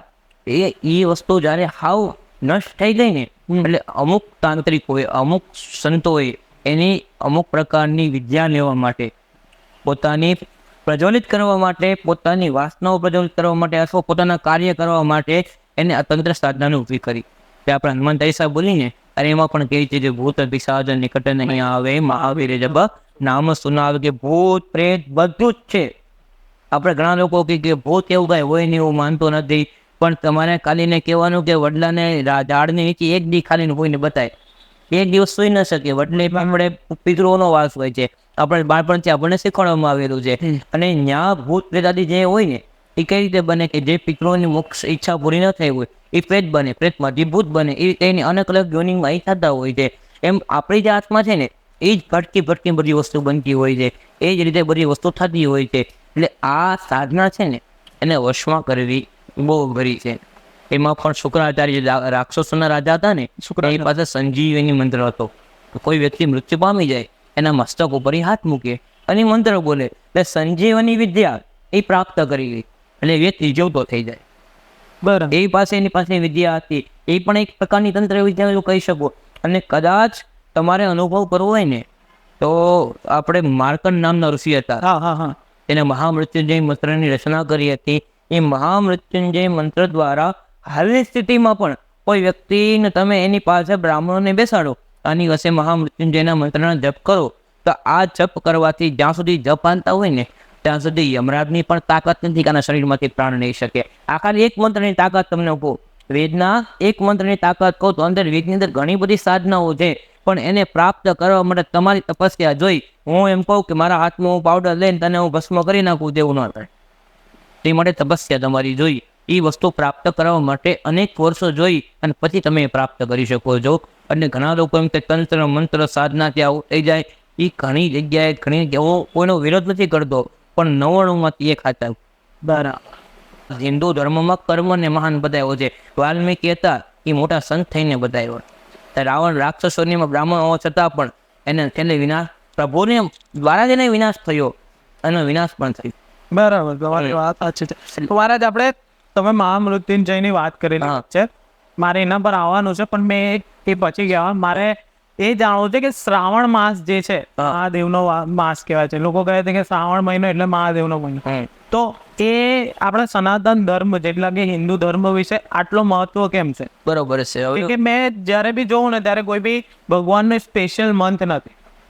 વિષ્ણુનો લઈ લો, બ્રહ્માજીનો લઈ લો, ગણપતિના 10 દિવસ આવે છે, એ આપણે માન્ય, માતાજીની નવરાત્રી આવે છે, દશામાતા આવે છે, પણ મહાદેવનો આખો મહિનો કેમ આવે છે? એનું મહત્વ શું છે આપણા? એનું મહત્વ બીજું કઈ નથી. બહુ સામાન્ય વાત તમને કરું, તમને સમજાવી ભાષામાં. તમારી ઘરે લગ્ન હોય, હવે તમારે કેટરિંગનું કરવાનું હોય, ડીજે વાળાનું કરવાનું હોય, બધા કામ તમારે કરવાના હોય, તમારી વ્યવસ્થા તમારે કરાવવાની, તમે લગ્નમાં ક્યારે જશો? એ તમે શું કરો? કામને વેચી હવે કામને વેચી ગયો એટલે તમે કોઈક ડીજે વાળાને કહેજો ભાઈ ડીજેનું કામ તારો, આ કામ ભાઈ તારો. એમ દેવોએ પણ પોતાનું કાર્ય વેચી દીધું છે. ઉત્પત્તિ કરનારા બ્રહ્મા, પાલન પોષણ, ઉત્પત્તિ એટલે કાંઈક નવું બનાવવાવાળા બ્રહ્મા જ. એ વસ્તુને સાચવીને ચલાવો, પાલન પોષણ કરો, એ કામ ભગવાન નારાયણનું છે. હવે ભગવાનનું કામ શું છે કે મારો કોઈ પણ દીકરો સવારે ઊભો થાય તો સાંજે ભૂખ્યો ન સૂવે, એ ભગવાનનું કામ નારાયણનું. અને છેલ્લે સંહાર કરનારા દેવ ભગવાન મહાદેવ છે. હવે એમાં પણ કોઈ વ્યક્તિ ક્યારેક તમે તમારા ઘરે કામ હોય, મોઢો પોગે, પ્રોબ્લેમ આવે, એ શું કરે? કોક એનું કામ કરી લેતું હોય. એમ ભગવાનની એ જ રીતે તમને સમજાય એટલે આ ભાષામાં કહું છું કે ભગવાનનું કાર્ય પણ એ રીતે છે કે ભગવાન વિષ્ણુ છે આખું વર્ષ પાલન પોષણ કરે, પણ ચતુર્માસ જ્યારે શરૂ થાય 4 મહિના, અને એમાં ભગવાન વિષ્ણુ શયન કરી જાય છે, સૂઈ જાય છે, તપસ્યા તપમાં લીન થઈ જાય છે, પાણીમાં લીન થઈ જાય છે. એ દરમિયાન પૃથ્વીનું પાલન પોષણ કોણ કરે? એટલે સૌથી પહેલાં આવે મહાદેવનો મહિનો શ્રાવણ મહિનો.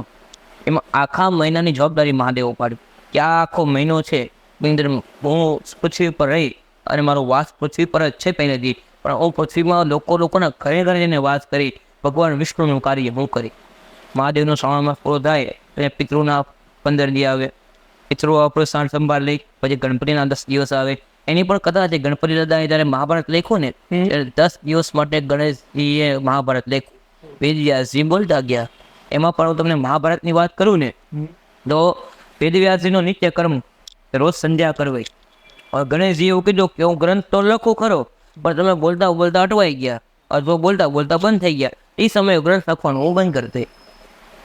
વાંધો નહીં.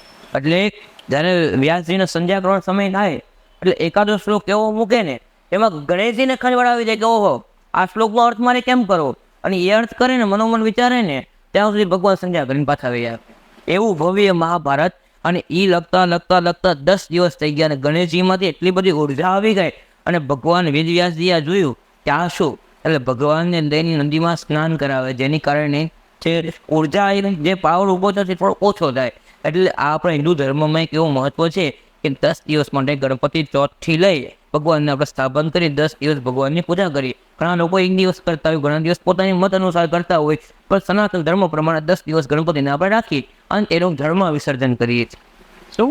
જળની અંદર, પાણીમાં. જળ એટલે પાણી. પાણીમાં આપણે એનું વિસર્જન કરતા હોય છે.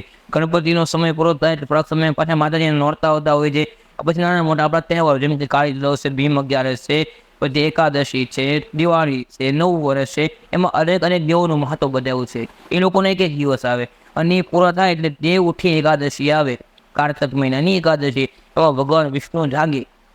એની અંદર જન્માષ્ટમી પણ આવી જાય છે અને રક્ષાબંધન પણ આવી જાય. અને ભગવાન નારાયણ સૂર્ય છે એનું સ્વરૂપ છે વિષ્ણુ ભગવાન, એ તો જાગ્રત છે.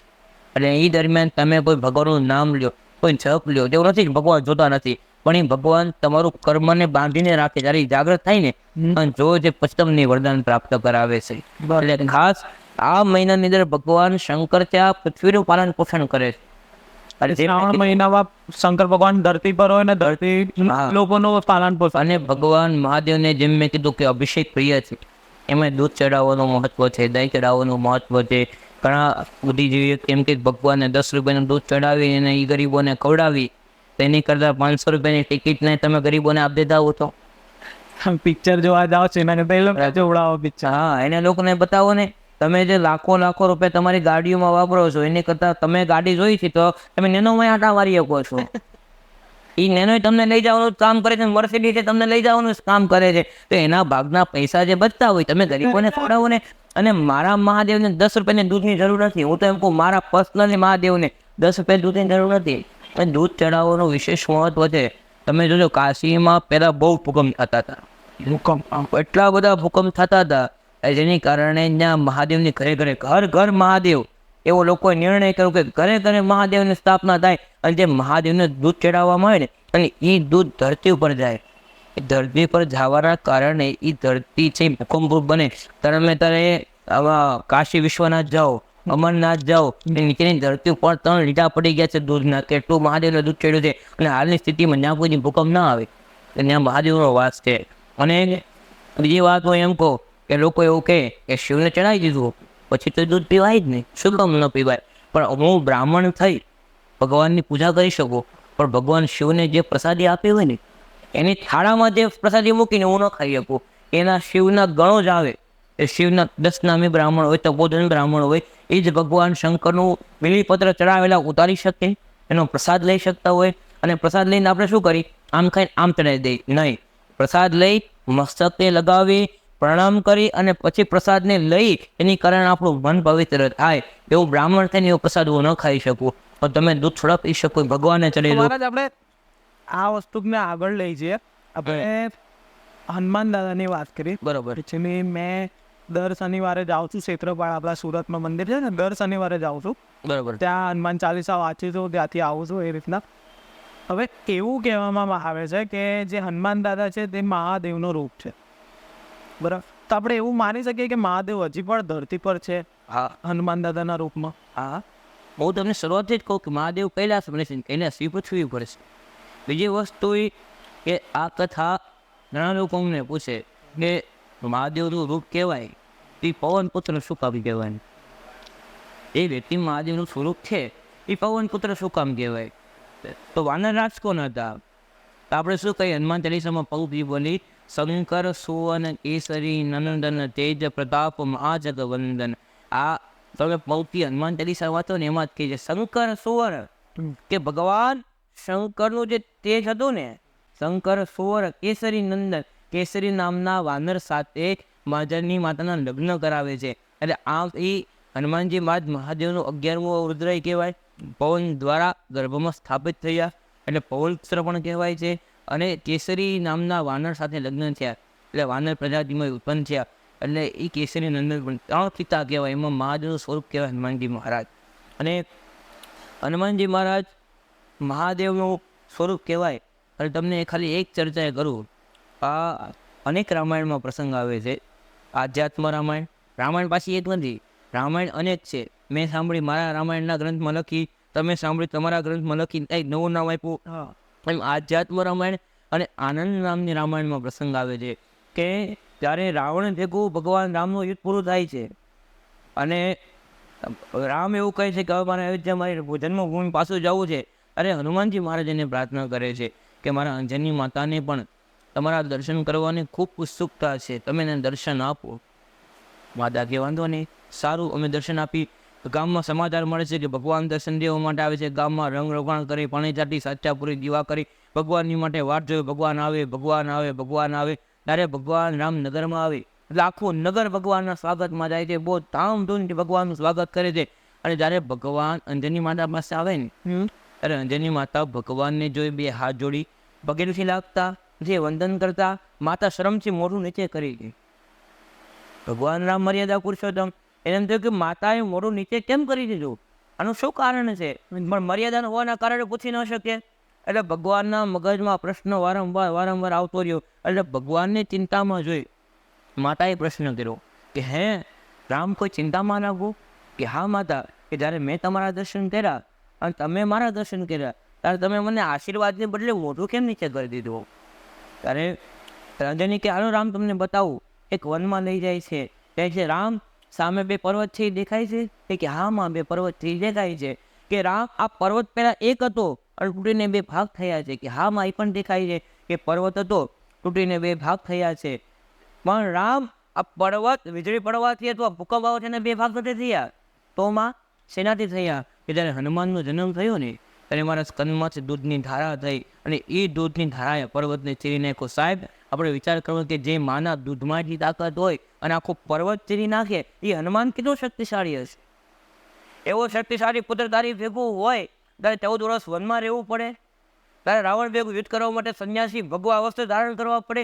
આ શું છે? એટલે મને થોડું ખોલું લાગ્યું એટલે મેં મોઢું નીચે કરી દીધું. અને રામજી એવું કીધું કે મારું જે કર્મ છે ને એ મારે કરવું પડે. બાકી હનુમાનજી મહારાજની એવી તાકાત હતી કે આખી લંકાને ઉખાડી એમાં ચરણોમાં મૂકી કે રાવણ માટે હનુમાનજી મહારાજ એક જ કાપી હતા. પણ મારું કર્મ છે મારે કરવું પડે. અને હનુમાનજી મહારાજની શક્તિની જો આપણે વાત કરીને તો એક શ્લોકમાં એવું કહેવામાં આવે છે કે હનુમાનજી મહારાજની શક્તિ કેટલી છે? જ્યારે 10,000 માણસો ભેગા થાય ને ત્યારે એક હાથીમાં જેટલું બળ હોય ને એ ભેગું થાય. એવા 10,000 હાથી ભેગા થાય ને ત્યારે ઇન્દ્ર પાસે જે એરાવત નામનો હાથી છે ને એનામાં જેટલું બળ હોય ભેગું થાય છે. એવા 10,000 એરાવત ભેગા થાય ને ત્યારે ઇન્દ્રના વજ્રમાં જેટલું બળ છે એ ભેગું થાય. એવા 10,000 વજ્ર ભેગા થાય ત્યારે એક ઇન્દ્રનું બળ થાય. અને એવા 10,000 ઇન્દ્ર ભેગા થાય ને અને હનુમાનજી મહારાજની તસલી આંગળી બટલું બળ છે. એવા પવન પુત્ર હનુમાનજી મહારાજ બજરંગી બંને, તેને આપણે શું કહી? ભૂત પિશાચ નિકટ નહીં આવે, મહાવીર જબ નામ સુનાવે ને નાસે રોગ હરે સબ પીડા. જબરદસ્ત હનુમત કરે છે, નામ લેવાથી આપણા જે કાંઈ દુઃખ છે એને દૂર કરી નાખે છે. અને આપણે એક પંક્તિ હું બધા લોકોને જાગૃત કરવા માટે કહું છું. આપણે બોલી અષ્ટ સિદ્ધિ નવો કે દાતા અસબરદી ન જાનકી માતા. બધા સામાન્ય અર્થ એવું કરે છે કે 8 સિદ્ધિ જે છે અણીમાં લઘીમાં કે પોતાનું સ્વરૂપ બહુ વિશાળ કરી લેવું, પોતાનું સ્વરૂપ ભાવ નાનું કરી લેવું. જે 8 સિદ્ધિ જે છે એ જાનકી માતાએ, અંજની માતા, જાનકી સીતા માતાએ હનુમાનજી મહારાજને આપી. એ શક્તિ ત્યારે એની પાસે આવી. પણ નહીં, એની શક્તિ એની પાસે પહેલાં પણ હતી, પણ બહુ શરારતી હોવાના કારણે બહુ તોફાનીઓના કારણે સંતોએ એને આશીર્વાદ આપ્યો. જો તમે શક્તિ ભૂલી જાઓ, તમને કોઈ યાદ કરા ત્યારે શક્તિ તમને યાદ આવશે. શક્તિ તેમની પાસે હતી જ તપસ્યા કરવાના કારણે, પણ માતાએ એવો વરદાન એને આપ્યો, મા સીતાએ એને એવો વરદાન આપ્યો કે ભવિષ્યમાં જે કોઈ હનુમાન બજરંગબલીની ભક્તિ કરે, જે કોઈ હનુમાનજી મહારાજની મહાવીરની ભક્તિ કરે, એને તમે 8 સિદ્ધિ આપી શકશો. કોઈ બહુ વિશાળ બળવાન થઈ જાય, કોઈ કોઈનું સ્વરૂપ ધારી શકે, કોઈ મોટો અત્યંત ક્રોધી થઈ જાય, એવી 8 શક્તિ તમે કોકને આપી શકશો. તમારી પાસે તો છે જ, પણ તમે કોકને આપી શકશો. એવા બજરંગબલી છે. એટલે આપણે કહીએ કે ના મુझे માન चाहिए, ના મુझे અપમાન चाहिए, ના મુझे માન चाहिए, ના મુझे અપમાન चाहिए.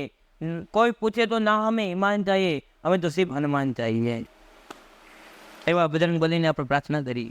તો આપણે આજે માતાજીના સ્તનમાંથી જે દૂધની ધાર નીકળે ને એ કયા મતલબ કે કયા પુરાણમાં નહીં હતું? એ પુરાણ જે છે ને, પુરાણની અંદર નથી, એ કથા રામાયણની અંદર આવે છે.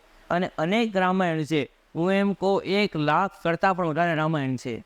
અનેક રામાયણમાં એવું પણ કહે છે કે સીતા જે હતી ને એ રાવણની જ પુત્રી હતી. અનેક રામાયણમાં ઉલ્લેખ મળે છે. અને પણ બને ત્યાં સુધી આ રામાયણ કથા મેં સાંભળેલી છે, અનેક રામાયણમાં છે, પણ કથા પછી સાચી હોય ન હોય, હંમેશા ગ્રંથને પ્રાધાન્ય આપવાનું વાલ્મીકી રામાયણને. બીજું કોઈ રામાયણની નિંદા કરતો નથી, પણ વાલ્મીકી રામાયણ જેવી શ્રેષ્ઠ રામાયણ બીજી કોઈ નહીં. પછી આવે તુલસીદાસની રામાયણ, ત્યાંથી હિન્દીમાં અનુવાદ થયેલી છે. એમ રામાયણની અંદર આ પ્રસંગ આવે છે કે જે અંજની માતાની વિશેષ વર્ણન કરે છે તે. અચ્છા, ઓકે. પછી બીજી વસ્તુ કે હું તમને એવું કહું તેનીશભાઈ, કે આપણે જે ગ્રંથોમાં વર્ણન કર્યું હોય ને એટલું વિગતવાર ન કર્યું હોય. જેમ કે કીધું કે અગ્નિ ખૂણામાં અગ્નિની સ્થાપન હોવું જોઈએ, વાયુ ખૂણામાં વાયુની જ વસ્તુ હોવી જોઈએ. અત્યારના બરદાદા એમ કહે કે ચૂલો છે ને અહીંયા રાખવાનું, ફ્રીજ છે ને અહીંયા રાખવાનું. એટલે ઘણા બધી જેવી વ્યક્તિ અમને એવું પૂછે કે દાદા એ સમયમાં ફ્રીજ હતા અને વાસ્તુશાસ્ત્ર લખાણું, ત્યારે fridge, TV, washing machine, LCD એવું કંઈ હતું, પણ એ કયા તત્વથી બને છે? જેમ કે આપણો પાણીનો માટલું ગોળો જે છે એ પાણી કરવામાં આવે, ફ્રીજથી એ પણ પાણી તત્વમાં આવે. શું કામ? એમાં વસ્તુ બધી પાણીની જ રહેવાની છે. અને એને એ તમે પાણી ખૂણાની જે વસ્તુ લાગતી હોય ત્યાં મૂકી શકો. ગેસ ચૂલો જે છે એ અગ્નિ ખૂણામાં આવી શકે. એ રીતે જે ખૂણો જે વસ્તુને અનુકૂળ પડતી હોય ને એ રીતે પછી બ્રાહ્મણ પડે સૂઝબૂઝ પ્રમાણે સમજાવતા હોય. પછી તમે ત્યાં તર્ક કરવા બેહો કે દાદા ત્યાં વોશિંગ મશીન, ટીવી, ફ્રીજ તો હતું ને, તમે એમ કહો હા મૂકવાથી આ ભૂલ થાય, તમે તું તો ખોટું કહો છો. પછી તો મેં જે વ્યક્તિ કહે, પણ આપણે ને પછી એમ કહેવાય સજ્જન વ્યક્તિ છે બહુ લાંબા તર્કમાં પડતા નથી. સમયસર જ્યારે તું દુઃખી થાય ત્યારે તને ખ્યાલ આવશે. જેને ઠોકર વાગે ને એને જ હાલતા આવડે. એટલે આપણા વડીલો શું કહે, પેલા પડશે, ગોઠણે હાલશે, ઊભો થાય, દોડશે, પડશે, પછી શીખી જાય. અમારા મમ્મી કહેતા હતા ઠોકર લાગે તો સમજી. હા, પછી મારા ગુરુજી મેં કહેતા સોટી વાગે સમ ને વિદ્યા આવે સમ. બરાબર એવું છે. અમારા જ મને એક વાત કહ્યું કે તમે અત્યારના જેટલા બી છોકરાઓ છે જે લોકો બ્રાહ્મણના મતલબ કે બ્રાહ્મણ નથી કે કોઈ પૂજા નથી કરતા, પણ સામાન્ય વ્યક્તિ છે જે ભણે તે ગણે તે નોકરી ધંધો કરે છે, એ લોકોને કઈ પુસ્તક તમે સજેશન આપશો કે આ પુસ્તક વાંચો તમારું સારું થશે? બહુ નોર્મલ વસ્તુ. તમારો પ્રશ્ન મને ખરેખર બહુ ગમ્યો. અને આજની યુવા માટે હું સજેશન જો કરું ને તો ભગવદ્ ગીતા, મહાભારતમાંથી આવેલી શ્રીમદ ભગવદ્ ગીતા, તેની અંદર બહુ વધારે શ્લોક પણ 700 શ્લોક છે, 18 અધ્યાય છે. જેમાં કૃષ્ણ અને અર્જુન ભગવાન, ત્યારે અર્જુનનું કાંડિવ હાથમાંથી પડી જાય છે. આ બધા મારા ઘરના છે, મારા પરિવારના છે, એની સામે વિગડવા જાઉં છું, પછી મને રાજ્ય મળી શું કામનું? ત્યારે ભગવાન એને કહે છે કે નૈનમ ચંદ્ર શસ્ત્રાણી નૈનમ દહતી પાવક ન ક્લેદન ચાબો ન સૌથી મારું તો કે આત્માને કોઈ મારી નથી શકતું. મારે છે શરીર મળે છે, તેમ આપણે કપડાં બદલીને એમ શરીર આત્મા પણ શરીર બદલતી હોય છે. તને શું લાગે તું આને નહીં મારતો વિનાશ નહીં થાય? અને કોઈને કોઈ નીતિ રૂપેનો નિયમ રાખ્યો હોય કે આ વ્યક્તિની મૃત્યુ અહીંયા થવાની છે, આનું નિર્માણ છે. અને સર્વ ધર્માન પરિત્યજ્ય મામેવ શરણં ભજ. અર્જુન બધી ચિંતા મૂકી દે, ખાલી મારા કયા વાક્ય ઉપર કર્મણ્યેવાધિકારસ્તે મા ફલેષુ કદાચન, કે ખાલી કર્મ ઉપર તો ધ્યાન દે, બાકી બધી ફળની ચિંતા તો છોડી દે. હું બેઠો ત્યાં સુધી હું તારું કોઈ દી ખોટું નહીં થવા દઉં. ભગવદ્ ગીતા વાંચવી જોઈએ. ભગવદ્ ગીતા વાંચવી જોઈએ. અને ભગવદ્ ગીતા પણ એટલી હાર્ડ નથી, ગુજરાતીમાં પણ તમને મળી રહી છે. શ્લોક પણ તમે વાંચી શકો છો. અને જો શ્લોક વાંચતા ન આવડતો ખાલીના અર્થ વાંચો. અને બીજું કાંઈ નહીં, ખાલી સાદી ભગવદ્ ગીતા લઈને તમારા ખીચામાં રાખવાનો શરૂઆત કરજો, તમને બીજા દિવસથી વાંચવાની ઈચ્છા થાય. મેં એકચ્યુઅલી વાંચવાનું સ્ટાર્ટ કરવાનું હતું. ઘણા વ્યક્તિએ મને સજેશન આપ્યું હતું તો ચાલુ કરો, પણ મારથી ચાલુ નથી થતી. હું વિચારું છું હું ચાલુ કરવાનું હતું. એની માટે તમારે એકાગ્રતા વધારવી જોઈએ. એની માટે આપણે જે કહીએ ને સવારમાં જાગીનું હાલવા જાય, પણ સવારમાં ઠંડી લાગે ને ગોદડી ઉઠીને ભૂઈ જાય, એ માટે બીજું કાંઈ નહીં. બને ને એટલું એક સમય 1 કલાક પોતાના શરીર માટે આપો. કઈ રીતે? બીજું કોઈ વસ્તુ નહીં. જ્ઞાન મુદ્રા જે છે, પહેલી આંગળી અને અંગૂઠોને તમે પ્રેસ કરો, દબાવો, એટલે દબાવો, અને જેટલી તમે એને દબાવો એટલે તમારી યાદશક્તિ વધે. બંને પગ માથે ન રાખતા હો, બંને માથે ચડાવી દો, અથવા બંને નીચે રાખો. આ રીતે સમાધિમાં બેસો. 1 કલાક ને 10 મિનિટ ભલે તમે બેસો. ઓમ નમઃ શિવાયનો જપ કરો. પણ ઓમ નમઃ શિવાય જપ કઈ રીતે? કે તમારા આંખ બંધ હોવી જોઈએ, તમારા હોઠ પણ હલવા ન જોઈએ, જીભ અંદરની હલવી ન જોઈએ. અને તમે ઓમ બોલો ને, તમારી સામે ઓમની આકૃતિ આ રીતે તમારી સામે દોરાઈ જવી જોઈએ. અને ઓમ તમારી સમક્ષ છે, તમે ઓમની સમક્ષ છો એવું તમે ખાલી 10 મિનિટ સાદા હૃદયથી કરો ને, અને તમારી એકાગ્રતા ન વધે.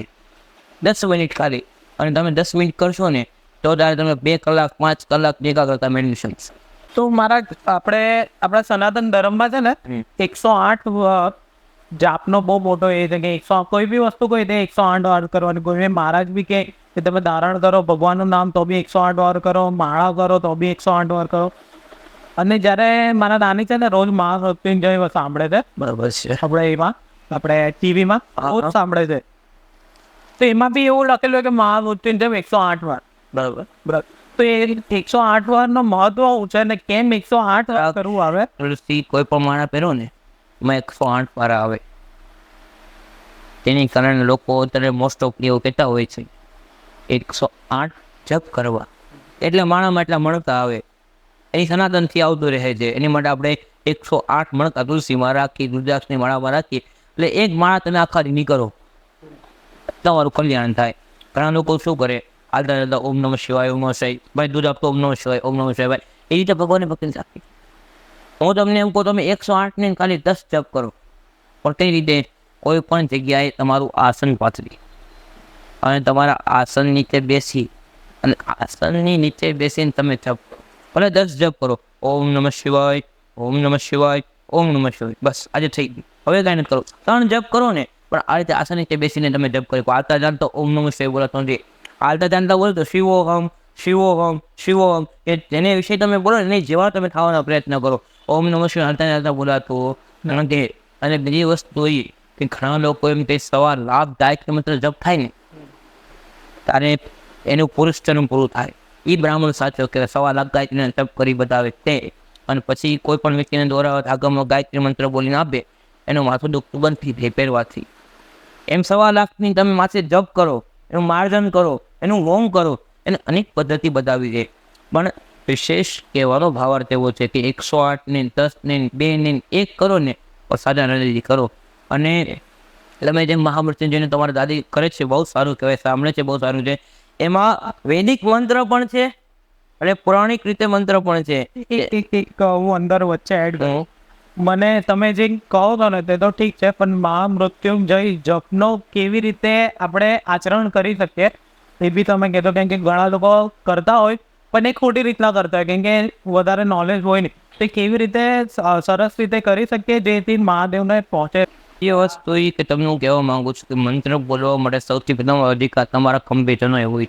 શું હોવું જોઈએ? ખંભે જનોય, બ્રાહ્મણના ખંભે જનોય હોય. એ તમારા ખંભે જનોય હોય તો તમે મંત્ર બોલી શકો છો. અને જો તમારા ખંભે જનોય ન હોય તો પૌરાણિક રીતે શ્લોક પણ છે. એ તમને હું કથા કહું તો માર્કંડે નામના ઋષિના પિતાને સંતાન ન હતા, અને ભગવાનની ભક્તિ કરવા માટે ઘણા બધા દવાખાનાઓમાં જાય, દવા ચિકિત્સા આદિ લે છે, ઘણા લોકોને બતાવે છે, પણ ફરક પડતો નથી. એટલે છેલ્લે તપસ્યાનો માર્ગ પસંદ કરે છે.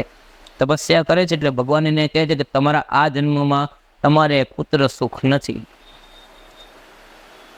પણ તમને હું વરદાન આપું તમારી તપસ્યા, પણ તમને વરદાનને અમે વિકલ્પ મૂકું કે 100 વર્ષ જીવે બાળક એકદમ મૂળ, અને 16 વર્ષ જીવે, ખાલી 16, 1 ને 6, 16 વર્ષ જીવે પણ બાળક એકદમ ગુણી.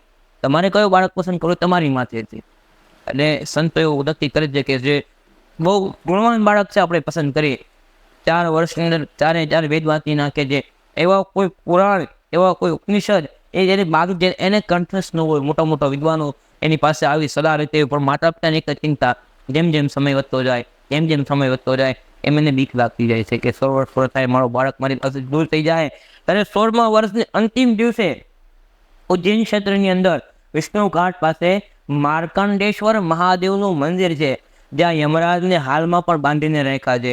જે યમરાજને બાંધીને રાખેલા છે એવા મંદિર અંદર ઉજ્જૈન ક્ષેત્રની તમે જજો, વિષ્ણુ સાગર પાસે કહેવાનું, ત્યાં માર્કંડેશ્વર ભગવાનનું મહાદેવનું મંદિર છે, ત્યાં યમરાજને બાંધી રાખ્યા છે. એ જ મંદિર અંદર માર્કંડેય ઋષિ ભગવાનની પૂજા કરતા હોય છે, ભગવાનનો અભિષેક કરતા હોય ને યમરાજને જોઈને બી જાય, ઓહો યમરાજ માથે શિંગડા, અને ઓહો યમરાજ પાડા ઉપર બેસીને આવે એટલે ભગવાનથી બી જાય અને શિવલિંગને બધ ભરી જાય છે.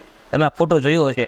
ઉજ્જૈન ગયા મહાકાલ લોકમાં પણ હમણાં મહાકાલ લોકમાં પણ આકૃતિ બનાવી છે કે શિવલિંગને માર્કંડ ઋષિ બધ ભરી જાય છે, શિવલિંગમાંથી મહાદેવ પ્રગટ થાય અને પેલો જીવ લેવાનો પ્રયત્ન કરે, પાષાણ નાખીએ, જેમ આપણે ચાબુક આવે ને ઘોડાને કાબુ રાખવાનું, એમ યમરાજ પાષાણ નાખી અને શરીરમાંથી પ્રાણ લેતા હોય છે.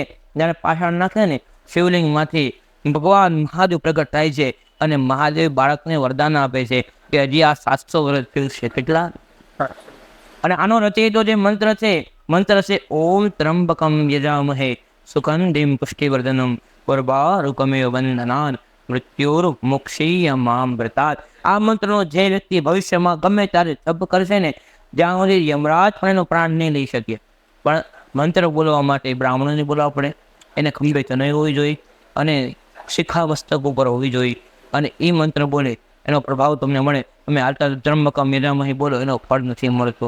બેસીને તમે પણ જપ કરી શકો છો, પણ અમુક મર્યાદા મંત્રની પણ હોય. જેમ કે આપણા બાપુજીને સામે આપણે બહારની વસ્તુ ન ખાતા હોય, એની બાપુજીની મર્યાદા રાખતા હોય. આ તો ભગવાનના મંત્ર છે, એટલે ખાસ મંત્રની મર્યાદા હોવી જોઈએ. અને આ ત્રંબકમ આપણે મંત્ર જે બોલીએ છીએ ને, અમે જ્યારે વેદ ભણતા ને ત્યારે રાવણે વેદને આપેલી છે સ્વર.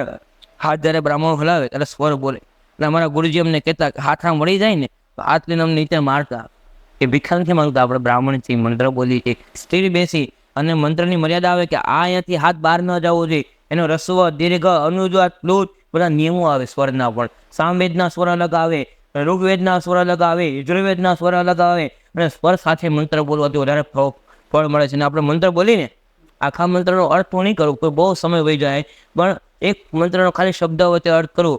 ત્રંબકમ યજામહે સુગંધિમ પુષ્ટિવર્ધનમમાં ઉર્વા શબ્દ શું છે? ઉર્વા. ઉર્વા શબ્દનો અર્થ શું થાય? તે કાકડી. કાકડી તમે તોડવા જાઓ એટલે કાકડી શું થાય? વહેલા ભેગી આખી ખેંચાય, આખો વહેલો ભેગો આવે.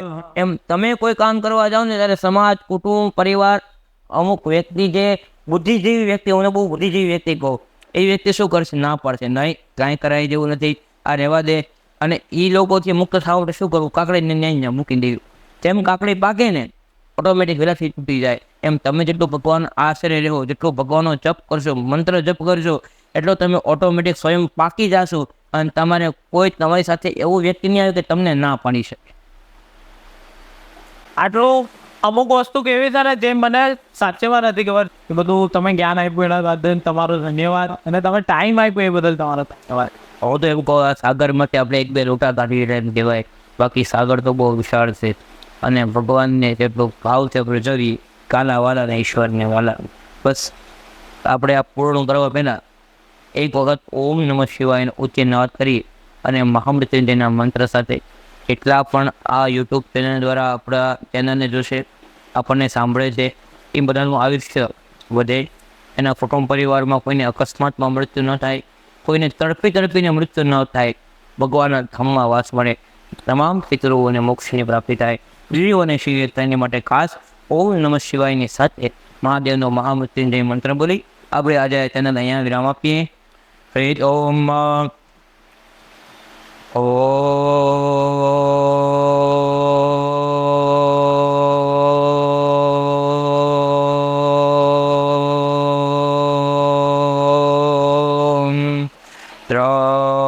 ત્રંબકાય યજામહે સુગંધિમ પુષ્ટિવર્ધનમ ઉર્વારુકમેવ વંદનાન મૃત્યોર્મુક્ષે યમૃતાદ મૃત્યોંજય મહાદેવ ત્રાહિ માં શરણાગત જન્મમૃત્યો જરાવ્યાધિ પીડિતો કર્મબંધને ઓમ નમઃ પાર્વતી પતયે હર હર મહાદેવ હર સોમનાથ મહાદેવ કી જય. થેન્ક યુ મિત્ર, તમે છેલ્લે સુધી અમારો પોડકાસ્ટ જોયો. તમારો ખૂબ ખૂબ આભાર. તમારા કમેન્ટમાં તમે અમને કહેજો કે અમે કઈ જગ્યા પર સારું કરી શકીએ છીએ અને અમે કેવી રીતના એક બેટર બની શકીએ છીએ તમારા માટે. Keep inspiring your self until the next episode.